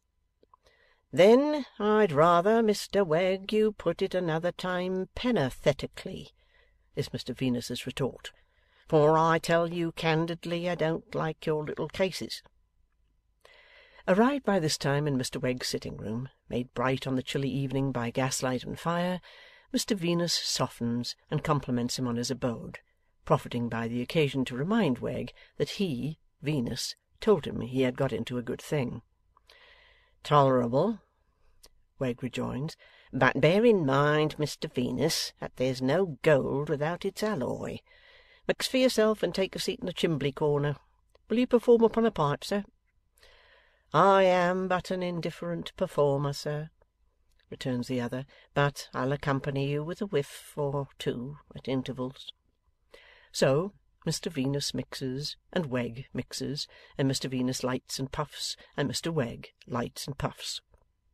'And there's alloy even in this metal of yours, Mr Wegg, you was remarking?' 'Mystery,' returns Wegg. 'I don't like it, Mr Venus. I don't like to have the life knocked out of former inhabitants of this house in the gloomy dark, and not know who did it.' 'Might you have any suspicions, Mr Wegg?' 'No,' returns that gentleman. 'I know who profits by it, but I've no suspicions.' Having said which, Mr Wegg smokes and looks at the fire with a most determined expression of charity, as if he had caught that cardinal virtue by the skirts as she felt it her painful duty to depart from him, and held her by main force. 'Similarly,' resumes Wegg, 'I have observations as I can offer upon certain points and parties, but I make no objections, Mr Venus. Here is an immense fortune dropped from the clouds upon a person that shall be nameless. Here is a weekly allowance with a certain weight of coals dropped from the clouds upon me. Which of us is the better man? Not the person that shall be nameless. That's an observation of mine, but I don't make it an objection. I take my allowance and my certain weight of coals. He takes his fortune. That's the way it works.' 'It would be a good thing for me if I could see things in the calm light you do, Mr Wegg.' 'Again, look here,' pursues Silas, with an oratorical flourish of his pipe and his wooden leg, the latter having an undignified tendency to tilt him back in his chair. 'Here's another observation, Mr Venus, unaccompanied with an objection. Him that shall be nameless is liable to be talked over. He gets talked over. Him that shall be nameless, having me at his right hand, naturally looking to be promoted higher, and you may perhaps say meriting to be promoted higher.' Mr Venus murmurs that he does say so. 'Him that shall be nameless, under such circumstances, passes me by and puts a talking over stranger above my head. Which of us two is the better man? Which of us two can repeat most poetry? Which of us two has, in the service of him that shall be nameless, tackled the Romans, both civil and military, till he has got as husky as if he'd been weaned and ever since brought up on sawdust? Not the talking over stranger. Yet the house is as free to him as if it was his, and he has his room, and is put upon a footing, and draws about 1,000 a year. I am banished to the Bower, to be found in it like a piece of furniture whenever wanted. Merit, therefore, don't win. That's the way it works. I observe it, because I can't help observing it, being accustomed to take a powerful sight of notice. But I don't object. Ever hear before, Mr Venus? Not inside the gate, Mr Wegg. You've been as far as the gate, then, Mr Venus? Yes, Mr Wegg, and peeped in from curiosity. Did you see anything? Nothing but the dust yard. Mr Wegg rolls his eyes all round the room in that ever unsatisfied quest of his, and then rolls his eyes all round Mr Venus, as if suspicious of his having something about him to be found out. And yet, sir, he pursues, being acquainted with old Mr Harmon, one would have thought it might have been polite in ye, too, to give him a call. And you're naturally of a polite disposition, you are. This last clause as a softening compliment to Mr Venus. It is true, sir, replies Venus, winking his weak eyes and running his fingers through his dusty shock of hair, that I was so before a certain observation soured me. You understand to what I allude, Mr Wegg? To a certain written statement respecting not wishing to be regarded in a certain light. Since that, all is fled save gall. Not all, says Mr Wegg in a tone of sentimental condolence. Yes, sir, returns Venus, all. The world may deem it harsh, but I'd quite as soon pitch into my best friend as not. Indeed, I'd sooner. Involuntarily making a pass with his wooden leg to guard himself as Mr Venus springs up in the emphasis of this unsociable declaration, Mr Wegg tilts over on his back, chair and all, and is rescued by that harmless misanthrope in a disjointed state and ruefully rubbing his head. Why, you lost your balance, Mr Wegg, says Venus, handing him his pipe. And about time to do it, grumbles Silas, when a man's visitors, without a word of notice, conduct themselves with the sudden viciousness of jacks in boxes. Don't come flying out of your chair like that, Mr Venus. Ask your pardon, Mr Wegg. I'm so soured. Yes, but hang it, says Wegg, argumentatively, a well-governed mind can be soured sitting. And as to being regarded in lights, there's bumpy lights as well as bony, in which, again rubbing his head, I object to regard myself. I'll bear it in memory, sir, if you'll be so good. Mr Wegg slowly subdues his ironical tone and his lingering irritation, and resumes his pipe. We were talking of old Mr Harmon being a friend of yours. Not a friend, Mr Wegg, only known to speak to, and to have a little deal with now and then. A very inquisitive character, Mr Wegg, regarding what was found in the dust. As inquisitive as secret. Ah, you found him secret? Returns Wegg with a greedy relish. He had always the look of it and the manner of it. Ah, with another roll of his eyes. As to what was found in the dust now, did you ever hear him mention how he found it, my dear friend? Living on the mysterious premises, one would like to know, for instance, where he found things, or, for instance, how he set about it, whether he began at the top of the mounds, or whether he began at the bottom, whether he prodded Mr Wegg's pantomime is skilful and expressive here, or whether he scooped. Should you say scooped, my dear Mr Venus, or should you, as a man, say prodded? I should say neither, Mr Wegg. As a fellow man, Mr Venus, mix again.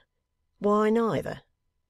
Because I suppose, sir, that what was found in the sorting and sifting. All the mounds are sorted and sifted. You shall see him and pass your opinion. Mix again. On each occasion of his saying mix again, Mr Wegg, with a hop on his wooden leg, hitches his chair a little nearer, more as if he were proposing that himself and Mr Venus should mix again than that they should replenish their glasses. 'Living, as I said before, on the mysterious premises,' says Wegg, when the other has acted on his hospitable entreaty, 'one likes to know, would you be inclined to say now, as a brother, that he ever hid things in the dust as well as found 'em?' Mr Wegg, on the whole, I should say he might. Mr Wegg claps on his spectacles and admiringly surveys Mr Venus from head to foot. 'As a mortal equally with myself, whose hand I take in mine for the first time this day, having unaccountably overlooked that act so full of boundless confidence binding a fellow creetur to a fellow creetur,' says Wegg, holding Mr Venus's palm out, flat and ready for smiting, and now smiting it, 'as such, and no other, for I scorn all lowlier ties betwixt myself and the man walking with his face erect, that alone I call me twin, regarded and regarding in this trustful bond, what do you think he might have hid?' 'It is but a supposition, Mr Wegg.' 'As a being with his hand upon his heart,' cries Wegg, and the apostrophe is not the less impressive for the being's hand being actually upon his rum and water, 'put your supposition into language, and bring it out, Mr Venus.' 'He was the species of old gentleman, sir,' slowly returns that practical anatomist, after drinking, 'that I should judge likely to take such opportunities as this place offered of stowing away money, valuables, maybe papers.' 'As one that was ever an ornament to human life,' says Mr Wegg, again holding out Mr Venus's palm, as if he were going to tell his fortune by chiromancy, and holding his own up ready for smiting it when the time should come, 'as one that the poet might have had his eye on in writing the national naval words, "Helm a weather, now lay her close, yard arm and yard arm she lies. Again, cried I, Mr Venus, give her t'other doze, man shrouds and grapples her, or she flies." That is to say, regarded in the light of true British oak, for such you are, explain, Mr Venus, the expression "papers." Seeing that the old gentleman was generally cutting off some near relation or blocking out some natural affection, Mr Venus rejoins, he most likely made a good many wills and codicils. The palm of Silas Wegg descends with a sounding smack upon the palm of Venus, and Wegg lavishly exclaims, "Twin in opinion equally with feeling. Mix a little more." Having now hitched his wooden leg and his chair close in front of Mr Venus, Mr Wegg rapidly mixes for both, gives his visitor his glass, touches its rim with the rim of his own, puts his own to his lips, puts it down, and spreading his hands on his visitor's knees, thus addresses him: "Mr Venus, it ain't that I object to being passed over for a stranger, though I regard the stranger as more than doubtful customer. It ain't for the sake of making money, though money is ever welcome. It ain't for myself, though I'm not so haughty as to be above doing myself a good turn. It's for the cause of the right." Mr Venus, passively winking his weak eyes both at once, demands, "What is, Mr Wegg?" "The friendly move, sir, that I now propose. You see the move, sir?" "Till you have pointed it out, Mr Wegg, I can't say whether I do or not." "If there is anything to be found on these premises, let us find it together. Let us make the friendly move of agreeing to look for it together.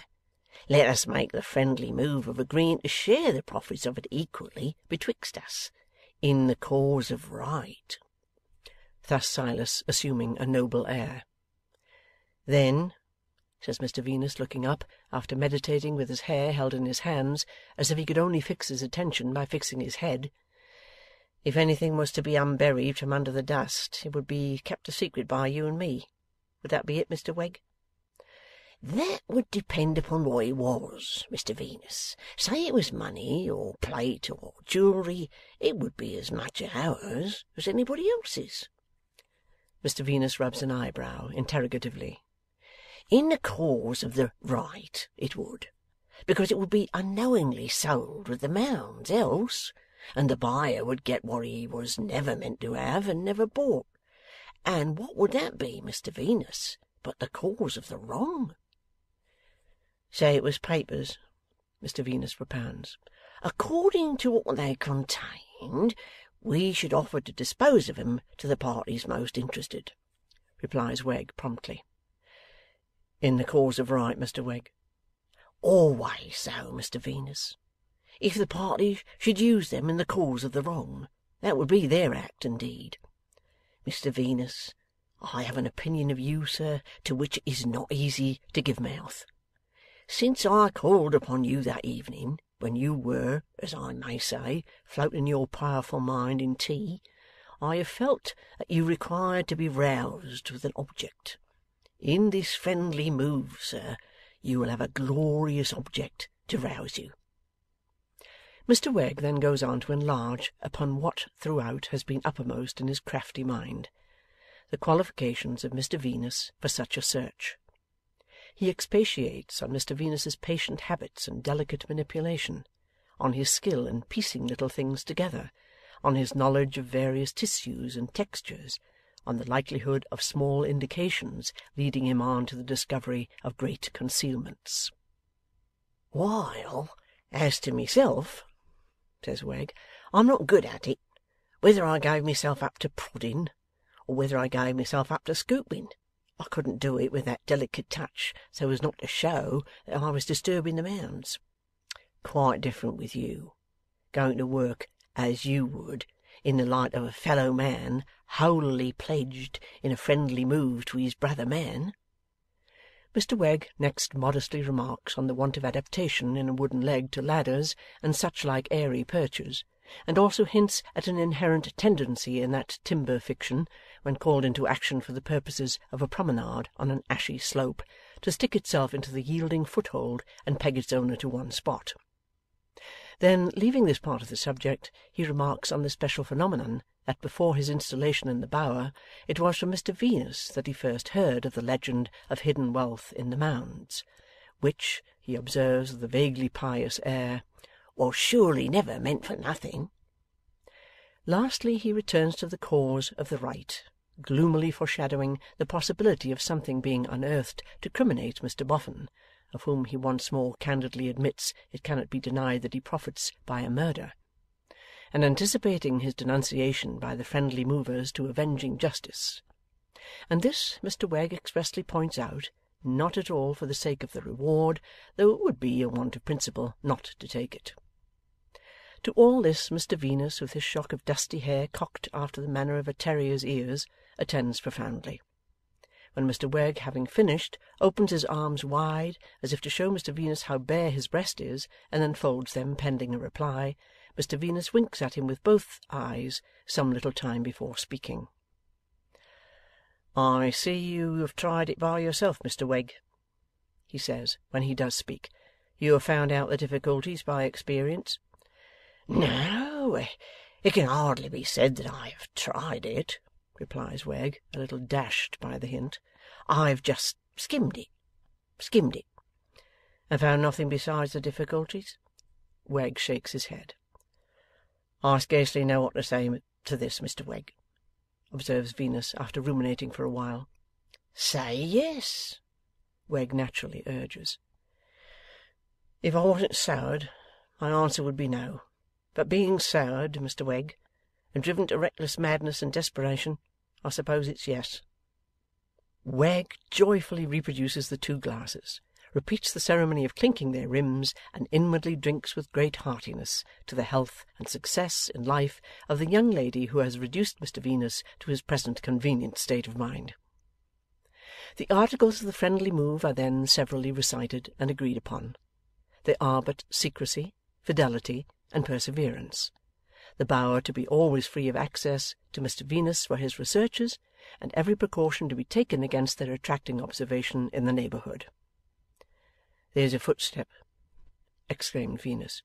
'Where?' cries Wegg, starting. 'Outside. St!' They are in the act of ratifying the treaty of friendly move by shaking hands upon it. They softly break off, light their pipes which have gone out, and lean back in their chairs. No doubt a footstep. It approaches the window, and a hand taps at the glass. 'Come in,' calls Wegg, meaning come round by the door. But the heavy old-fashioned sash is slowly raised, and a head slowly looks in out of the dark background of night. 'Pray, is Mr Silas Wegg here? Oh, I see him.'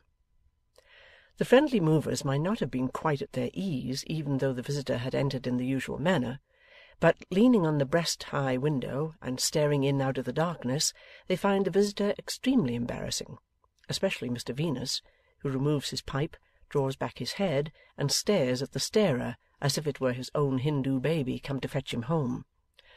'Good evening, Mr Wegg. The yard gate lock should be looked to, if you please. It don't catch.' 'Is it Mr Rokesmith?' falters Wegg. 'It is Mr Rokesmith. Don't let me disturb you. I'm not coming in. I have only a message for you, which I undertook to deliver on my way home to my lodgings. I was in two minds about coming beyond the gate without ringing, not knowing but you might have a dog about.'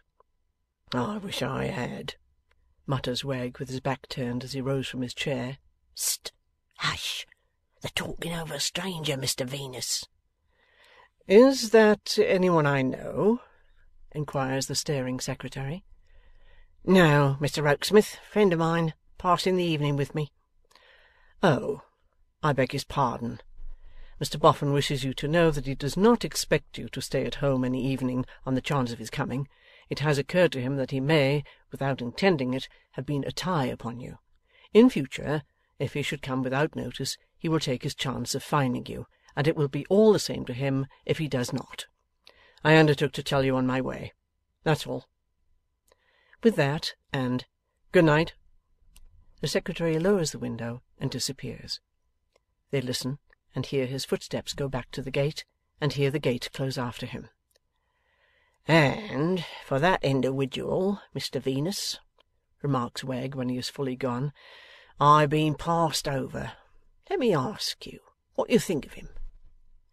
Apparently Mr Venus does not know what to think of him, for he makes sundry efforts to reply without delivering himself of any other articulate utterance than that he has a singular look.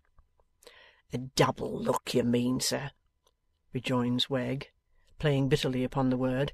'That's his look. Any amount of singular look for me, but not a double look. That's an underhanded mind, sir.' 'Do you say there's something against him?' Venus asks. 'Something against him?' repeats Wegg. 'Something?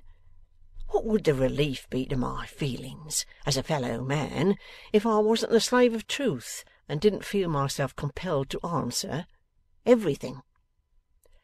See into what wonderful maudlin refuges featherless ostriches plunge their heads. It is such unspeakable moral compensation to Wegg to be overcome by the consideration that Mr Rokesmith has an underhanded mind. 'On this starlight night, Mr Venus,' he remarks, when he is showing that friendly mover out across the yard, and both are something the worse for mixing again and again, 'on this starlight night, to think that talking over strangers and underhanded minds can go walking home under the sky as if they was all square. The spectacle of those orbs,' says Mr Venus, gazing upward with his hat tumbling off, 'brings heavy on me her crushing words that she did not wish to regard herself nor yet to be regarded in that.' 'I know, you needn't repeat 'em,' says Wegg, pressing his hand. 'But think how those stars steady me in the cause of the right against some that shall be nameless. It isn't that I bear malice, but see how they glisten with old remembrances. Old remembrances of what, sir?' Mr Venus begins drearily replying, 'Of her words in her own handwriting that she does not wish to regard herself, nor yet,' when Silas cuts him short with dignity. 'No, sir.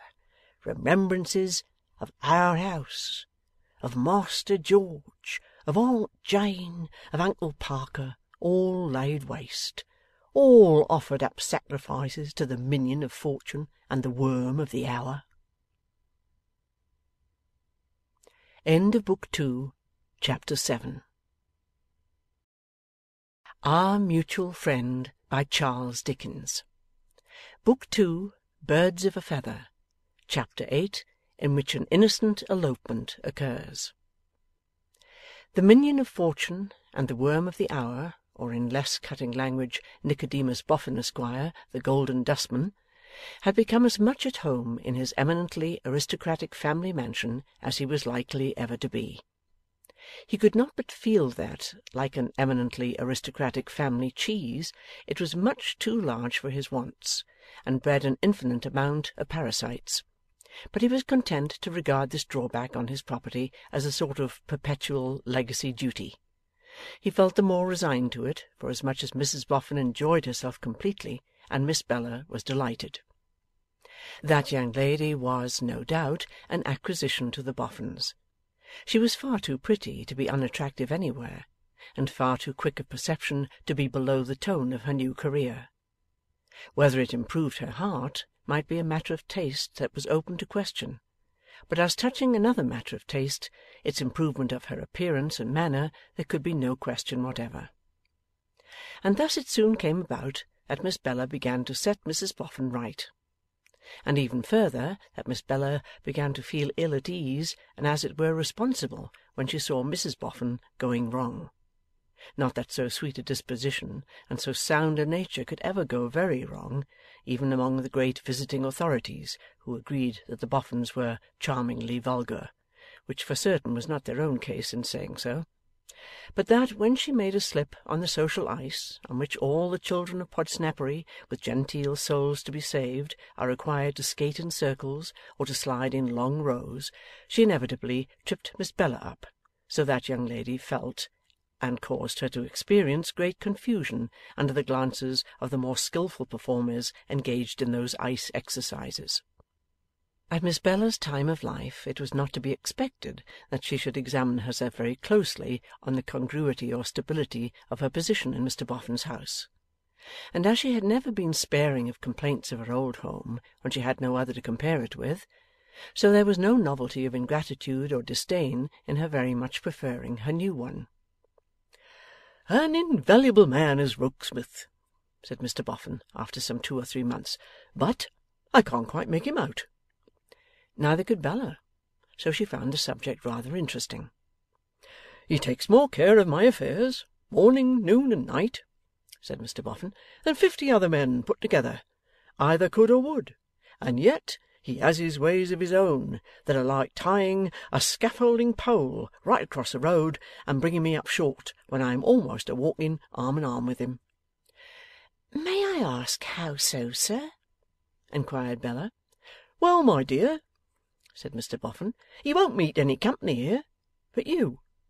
When we have visitors, I should wish him to have his regular place at the table like ourselves, but no, he won't take it." "If he considers himself above it," said Miss Bella, with an airy toss of her head, "I should leave him alone." "It ain't that, my dear," replied Mr Boffin, thinking it over. "He don't consider himself above it."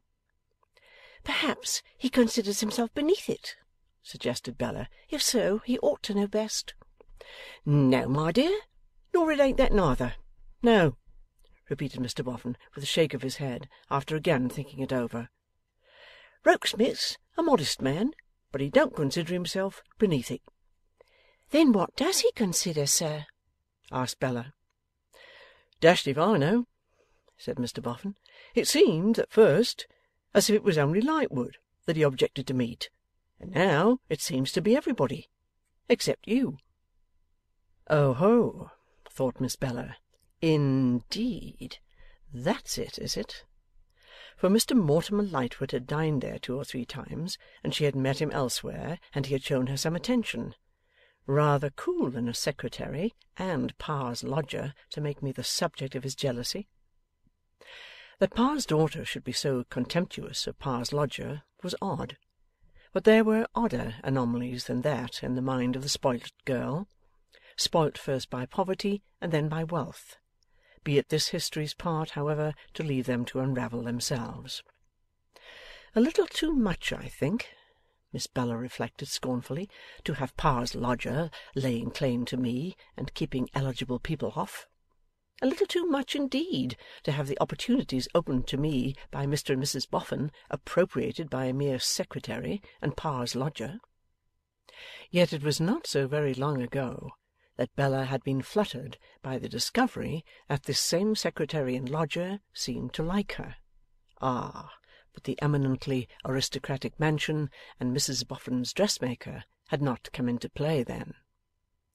In spite of his seemingly retiring manners, a very intrusive person, this secretary and lodger, in Miss Bella's opinion. Always a light in his office room when we came home from the play or the opera, and he always at the carriage door to hand us out.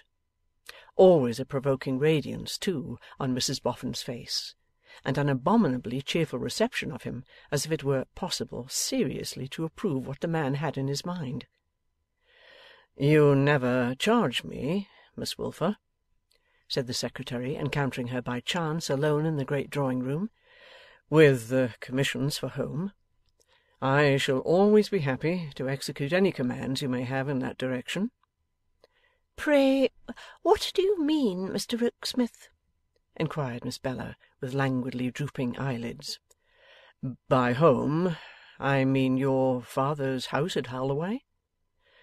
She coloured under the retort, so skilfully thrust, that the words seemed to be merely a plain answer given in plain good faith, and said, rather more emphatically and sharply, 'What commissions and commands are you speaking of?'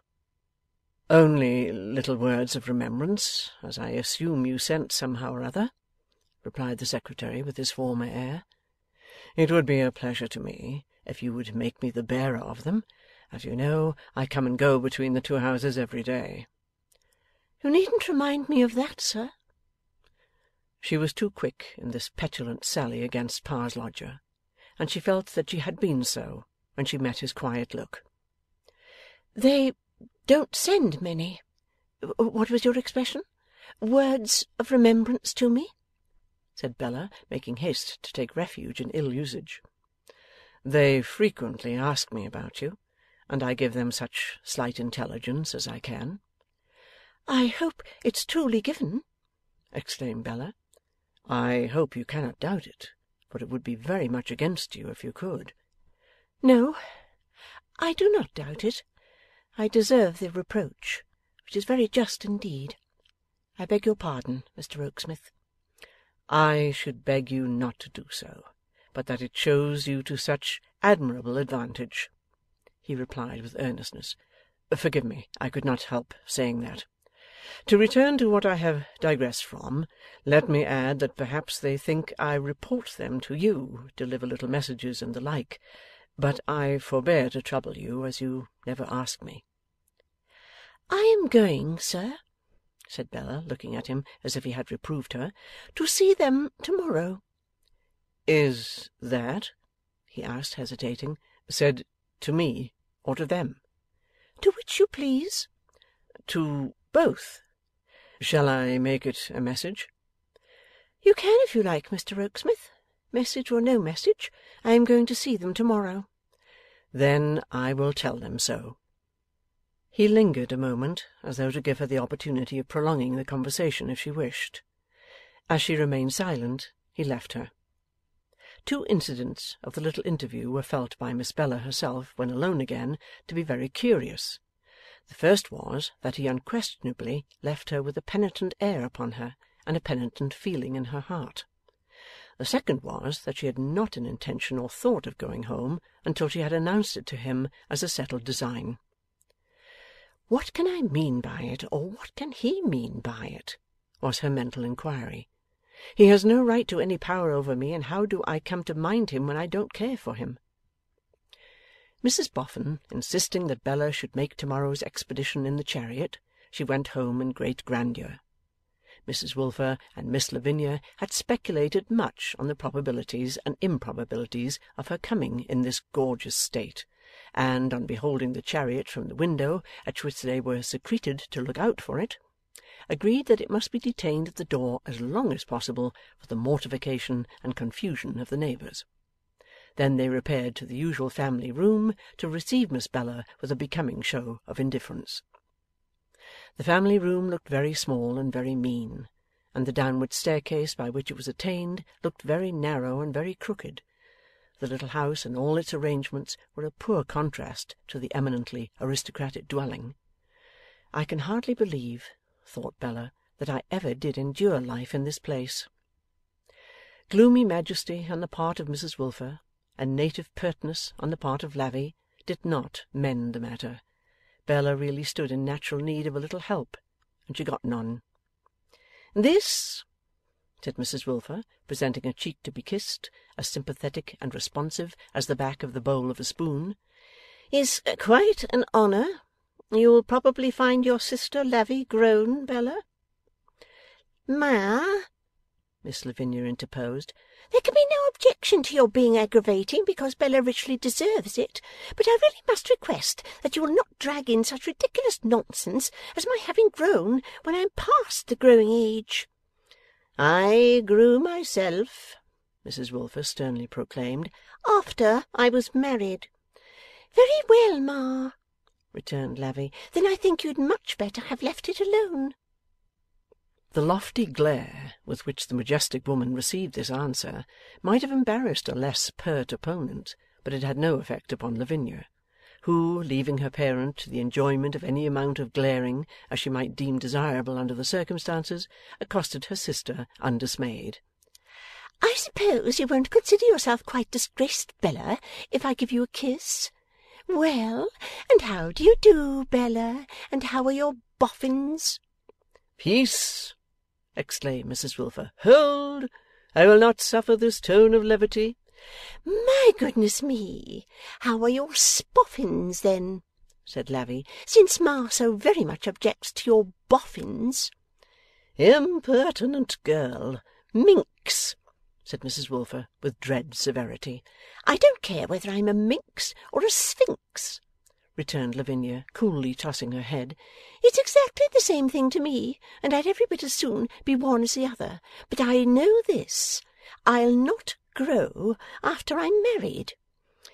'You will not. You will not,' repeated Mrs Wilfer, solemnly. 'No, Ma, I will not. Nothing shall induce me.' Mrs Wilfer, having waved her gloves, became loftily pathetic. 'But it was to be expected.' Thus she spake. 'A child of mine deserts me for the proud and prosperous, and another child of mine despises me. It is quite fitting.' 'Ma,' Bella struck in, 'Mr and Mrs Boffin are prosperous, no doubt, but you've no right to say they're proud. You must know very well that they're not.'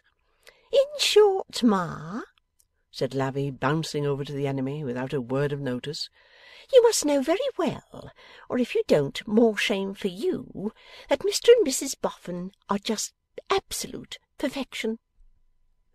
'Truly,' returned Mrs Wilfer, courteously receiving the deserter, 'it would seem that we are required to think so, and this, Lavinia, is my reason for objecting to a tone of levity. Mrs Boffin, of whose physiognomy I can never speak with the composure I would desire to preserve, and your mother, are not on terms of intimacy. It is not for a moment to be supposed that she and her husband dare to presume to speak of this family as the Wilfers. I cannot therefore condescend to speak of them as the Boffins. No, for such a tone, call it familiarity, levity, equality, or what you will, would imply those social interchanges which do not exist. Do I render myself intelligible?' Without taking the least notice of this inquiry, albeit delivered in an imposing and forensic manner, Lavinia reminded her sister, 'After all, you know, Bella, you haven't told us how your what's-his-names are.' 'I don't want to speak of them here,' replied Bella, suppressing indignation and tapping her foot on the floor. 'They are much too kind and too good to be drawn into these discussions.' 'Why put it so?' demanded Mrs Wilfer, with biting sarcasm. 'Why adopt a circuitous form of speech? It is polite and it is obliging, but why do it? Why not openly say that they are much too kind and too good for us. We understand the allusion. Why disguise the phrase?' 'Ma,' said Bella, with one beat of her foot, 'you're enough to drive a saint mad, and so is Lavvy.' 'Unfortunate Lavvy!' cried Mrs Wilfer in a tone of commiseration. 'She always comes for it, my poor child.' But Lavvy, with the suddenness of her former desertion, now bounced over to the other enemy, very sharply remarking, 'Don't patronize me, Ma, because I can take care of myself.' 'I only wonder,' resumed Mrs Wilfer, directing her observations to her elder daughter, as safer on the whole than her utterly unmanageable younger, 'that you found time and inclination to tear yourself from Mr and Mrs Boffin, and come to see us at all. I only wonder that our claims, contending against the superior claims of Mr and Mrs Boffin, had any weight. I feel I ought to be thankful for gaining so much in competition with Mr and Mrs Boffin.' The good lady bitterly emphasized the first letter of the word Boffin, as if it represented her chief objection to the owners of that name, and as if she could have borne Doffin, Moffin, or Poffin much better. 'Ma,' said Bella angrily, 'you force me to say that I am truly sorry I did come home, and that I never will come home again, except when poor dear Pa is here, for Pa is too magnanimous to feel envy and spite towards my generous friends, and Pa is delicate enough and gentle enough to remember the sort of little claim they thought I had upon them, and the unusually trying position in which, through no act of my own, I had been placed. And I always did love poor dear Pa better than all the rest of you put together, and I always do, and I always shall.' Here Bella, deriving no comfort from her charming bonnet and her elegant dress, burst into tears. 'I think, R.W.,' cried Mrs Wilfer, lifting up her eyes and apostrophizing the air, 'that if you were present it would be a trial to your feelings to hear your wife and the mother of your family depreciated in your name.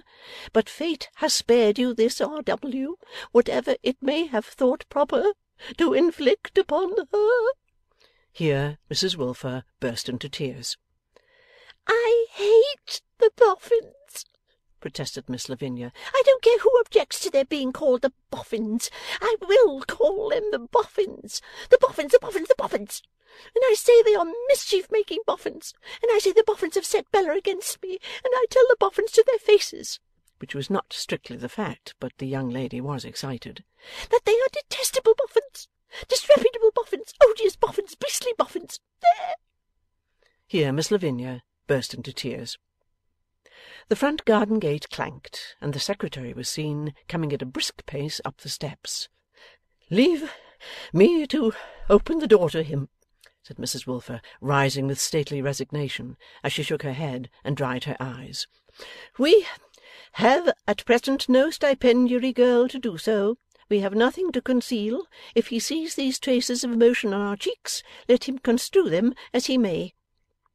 With those words she stalked out. In a few moments she stalked in again, proclaiming in her heraldic way, 'Mr Rokesmith is the bearer of a packet for Miss Bella Wilfer.' Mr Rokesmith followed close upon his name, and of course saw what was amiss. But he discreetly affected to see nothing, and addressed Miss Bella. 'Mr Boffin intended to have placed this in the carriage for you this morning. He wished you to have it as a little keepsake he had prepared. It is only a purse, Miss Wilfer, but as he was disappointed in his fancy, I volunteered to come after you with it.' Bella took it in her hand, and thanked him. 'We have been quarrelling here a little, Mr Rokesmith, but not more than we used. You know our agreeable ways among ourselves. You find me just going. Good-bye, Mamma. Good-bye, Lavvy.' And with a kiss for each, Miss Bella turned to the door. The Secretary would have attended her, but Mrs Wilfer advancing and saying with dignity, 'Pardon me. Permit me to assert my natural right to escort my child to the equipage which is in waiting for her,' he begged pardon, and gave place.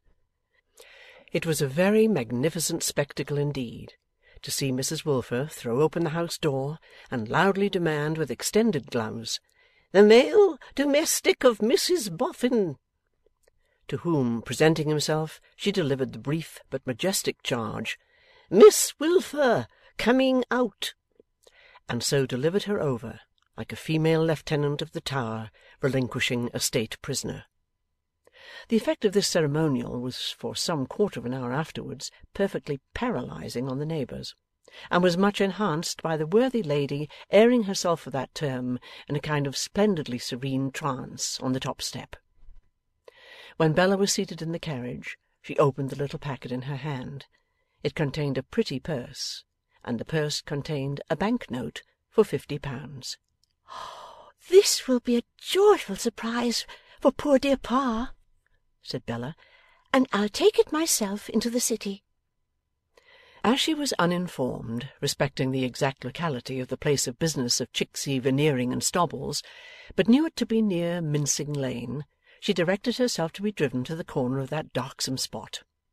Then she dispatched the male domestic of Mrs Boffin in search of the counting-house of Chicksey, Veneering, and Stobbles, with a message importing that if R. Wilfer could come out, there was a lady waiting who would be glad to speak with him.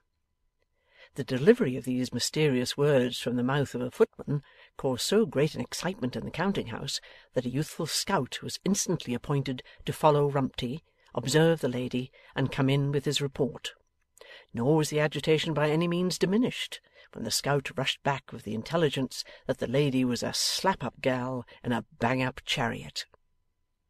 Rumty himself, with his pen behind his ear under his rusty hat, arrived at the carriage door in a breathless condition, and had been fairly lugged into the vehicle by his cravat and embraced almost unto choking before he recognized his daughter. "My dear child," he then panted incoherently, "good gracious me, what a lovely woman you are! I thought you had been unkind and forgotten your mother and sister." "I have just been to see them, Pa dear." "Oh, and how did you find your mother?" asked R. W. dubiously. "Very disagreeable, Pa, and so was Lavvy." "They are sometimes a little liable to it," observed the patient cherub. "But I hope you made allowances, Bella, my dear?" "No, I was disagreeable too, Pa. We were all of us disagreeable together. But I want you to come and dine with me somewhere, Pa." "Why, my dear, I have already partaken of if one might mention such an article in this superb chariot, of a saveloy," replied R. Wilfer, modestly dropping his voice on the word as he eyed the canary-coloured fittings. "Oh, that's nothing, Pa." "Truly it ain't as much as one could sometimes wish it to be, my dear," he admitted, drawing his hand across his mouth. "Still, when circumstances over which you have no control interpose obstacles between yourself and small Germans, you can't do better than bring a contented mind to hear on," again dropping his voice in deference to the chariot, "saveloys." "You poor good Pa! Pa, do, I beg and pray, get leave for the rest of the day, and come and pass it with me." "Well, my dear, I'll cut back and ask for leave." "But before you cut back," said Bella, who had already taken him by the chin, pulled his hat off, and begun to stick up his hair in her old way, "do say that you're sure I am giddy and inconsiderate, but have never really slighted you, Pa." "My dear, I say it with all my heart, and might I likewise observe," her father delicately hinted, with a glance out at window, "that perhaps it might be calculated to attract attention, having one's hair publicly done by a lovely woman in an elegant turn-out in Fenchurch Street?" Bella laughed and put on his hat again, but when his boyish figure bobbed away, its shabbiness and cheerful patience smote the tears out of her eyes. "I hate that secretary for thinking it of me," she said to herself, "and yet it seems half true." Back came her father, more like a boy than ever in his release from school.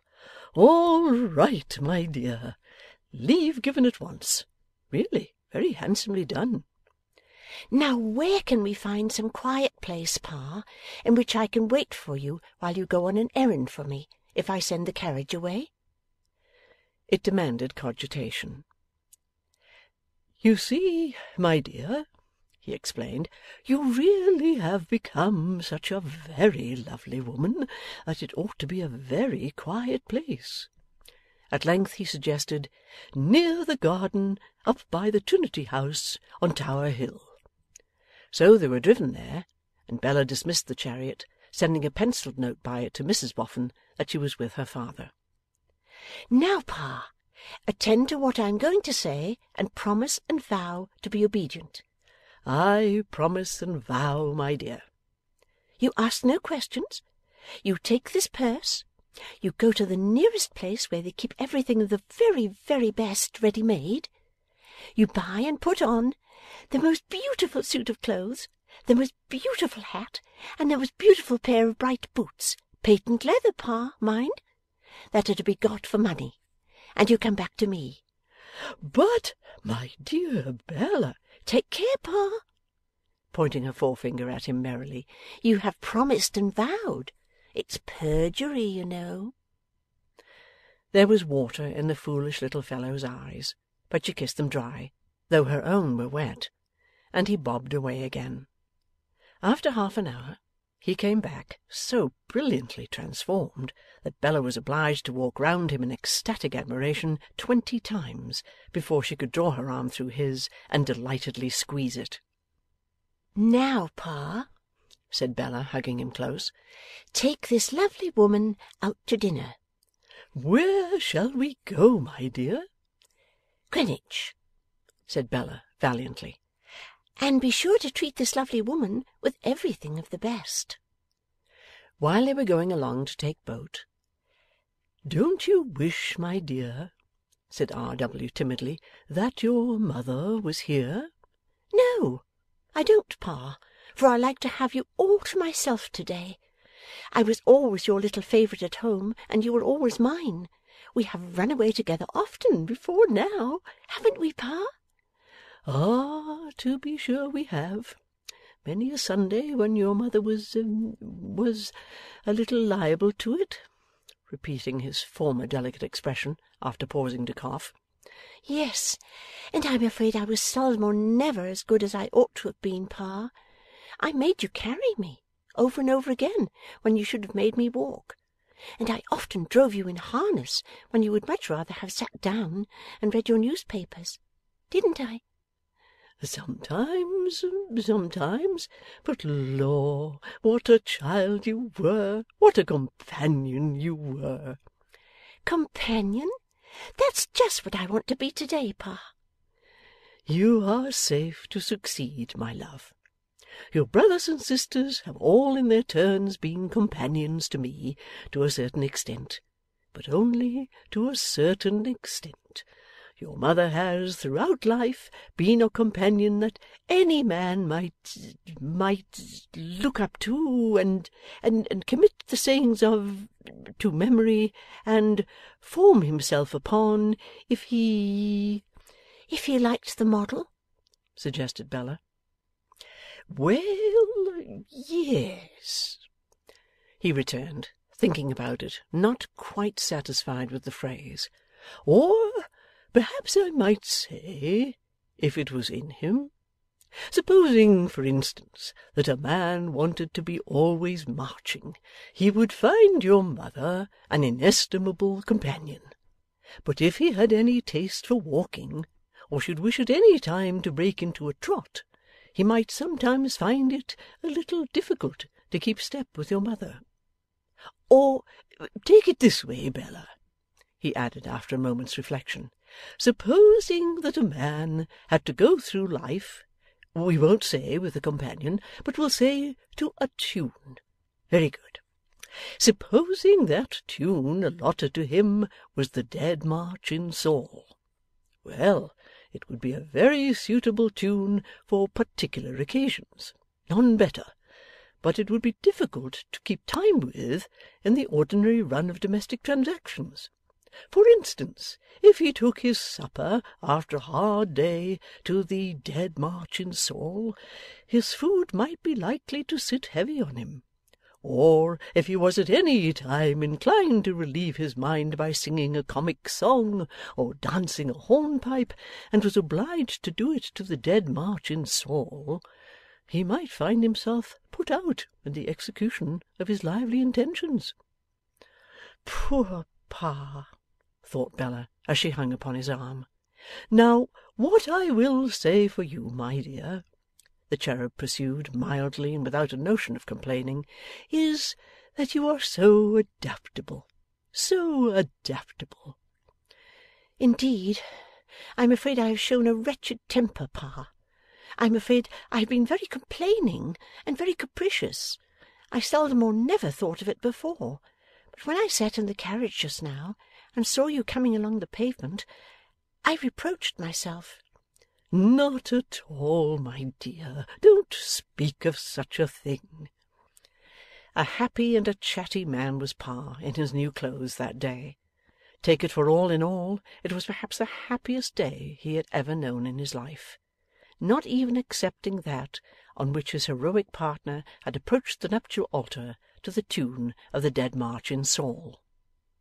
The little expedition down the river was delightful, and the little room overlooking the river into which they were shown for dinner was delightful. Everything was delightful. The park was delightful, the punch was delightful, the dishes of fish were delightful, the wine was delightful. Bella was more delightful than any other item in the festival, drawing Pa out in the gayest manner, making a point of always mentioning herself as the lovely woman, stimulating Pa to order things by declaring that the lovely woman insisted on being treated with them, and in short causing Pa to be quite enraptured with the consideration that he was the Pa of such a charming daughter. And then, as they sat looking at the ships and steamboats making their way to the sea with the tide that was running down, the lovely woman imagined all sorts of voyages for herself and Pa.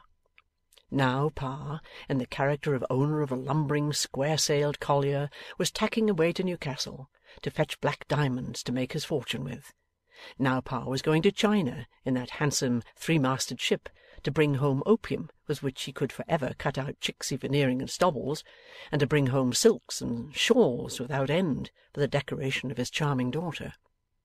Now John Harmon's disastrous fate was all a dream, and he had come home and found the lovely woman just the article for him, and the lovely woman had found him just the article for her, and they were going away on a trip in their gallant bark to look after their vines, with streamers flying at all points, a band playing on deck, and Pa established in the great cabin. Now John Harmon was consigned to his grave again, and a merchant of immense wealth, name unknown, had courted and married the lovely woman, and he was so enormously rich that everything you saw upon the river sailing or steaming belonged to him, and he kept a perfect fleet of yachts for pleasure, and that little impudent yacht which you saw over there with the great white sail was called the Bella, in honour of his wife, and she held her state aboard when it pleased her, like a modern Cleopatra. Anon they would embark in that troop ship when she got to Gravesend, a mighty general of large property, name also unknown, who wouldn't hear of going to victory without his wife, and whose wife was the lovely woman, and she was destined to become the idol of all the redcoats and bluejackets alow and aloft. And then again you saw that ship being towed out by a steam tug. Well, where did you suppose she was going to?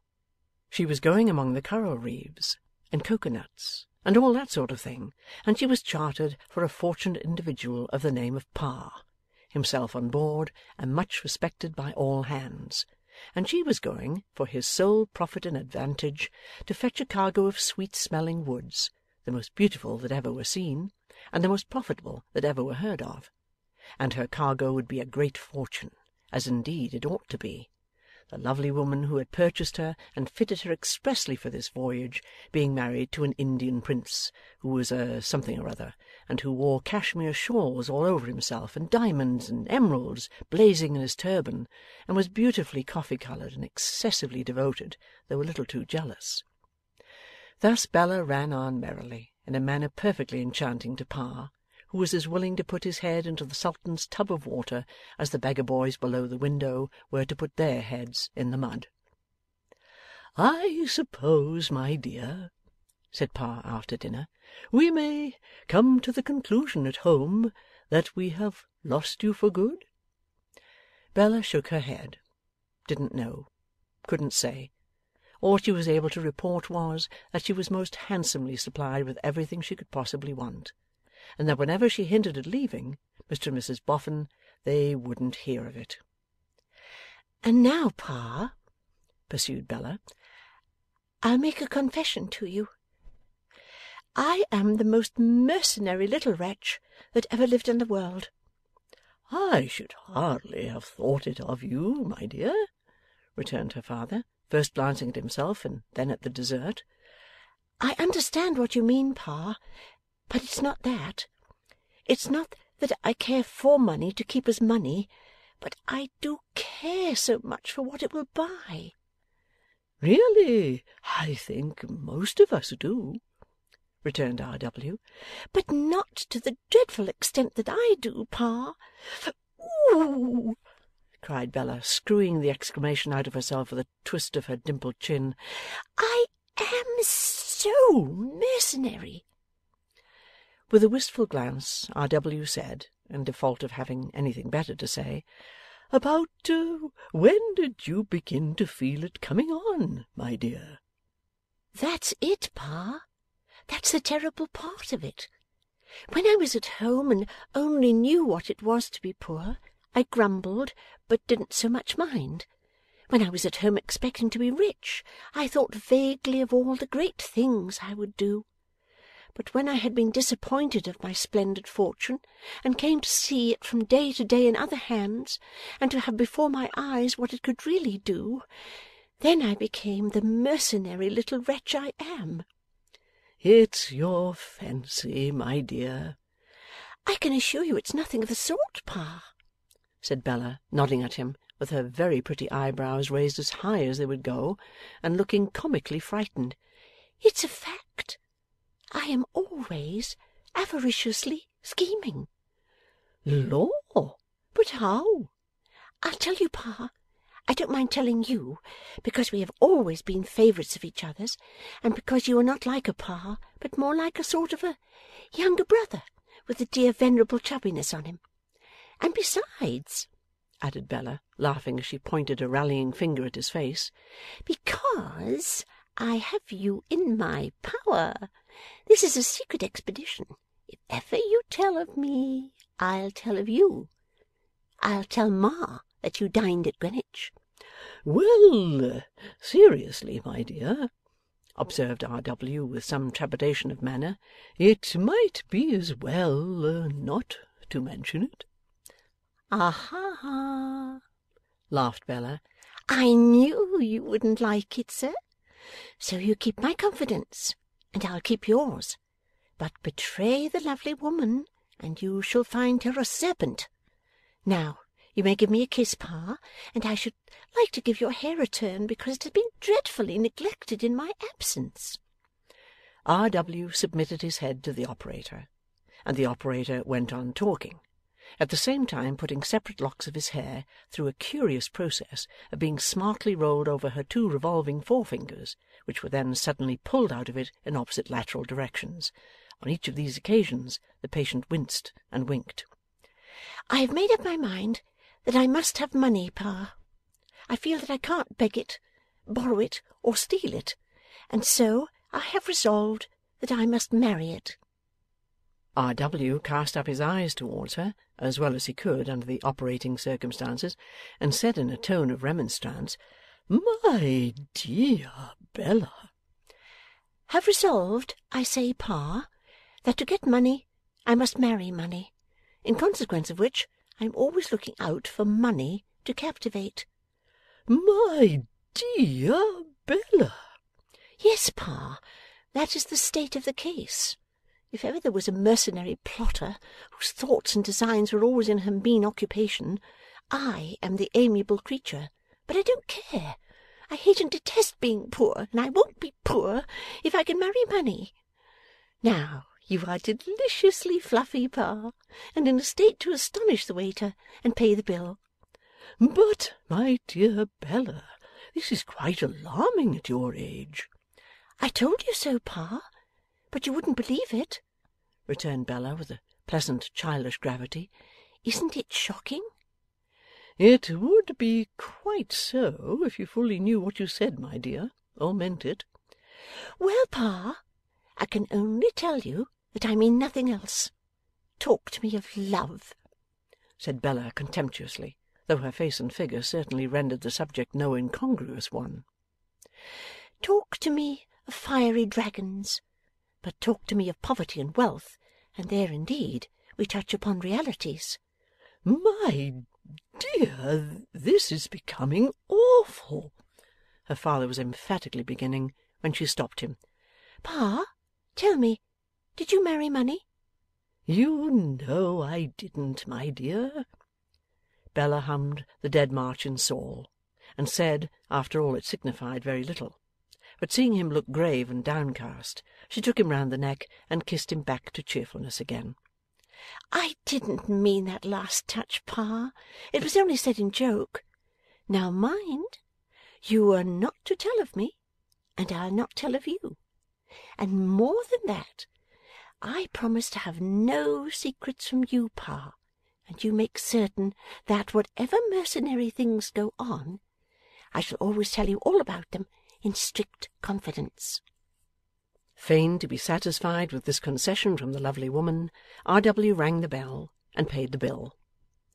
Now, all the rest of this, Pa, said Bella, rolling up the purse when they were alone again, hammering it small with her little fist on the table, and cramming it into one of the pockets of his new waistcoat, is for you to buy presents with for them at home, and to pay bills with, and to divide as you like, and spend exactly as you think proper.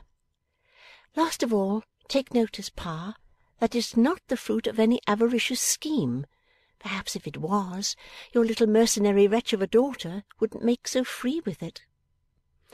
After which she tugged at his coat with both hands and pulled him all askew in buttoning that garment over the precious waistcoat pocket, and then tied her dimples into her bonnet strings in a very knowing way, and took him back to London.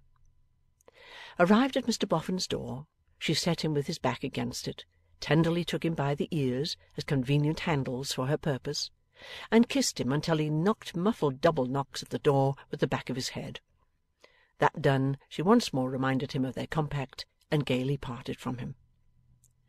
Not so gaily, however, but that tears filled her eyes as he went away down the dark street. Not so gaily, but that she several times said, "Ah, poor little Pa! Ah, poor dear struggling shabby little Pa!" before she took heart to knock at the door. Not so gaily, but that the brilliant furniture seemed to stare her out of countenance, as if it insisted on being compared with the dingy furniture at home. Not so gaily, but she fell into very low spirits sitting late in her own room, and very heartily wept, as she wished, now that the deceased old John Harmon had never made a will about her, now that the deceased young John Harmon had lived to marry her. "Contradictory things to wish," said Bella, "but my life and fortunes are so contradictory altogether that what can I expect myself to be?" End of Book 2, Chapter 8.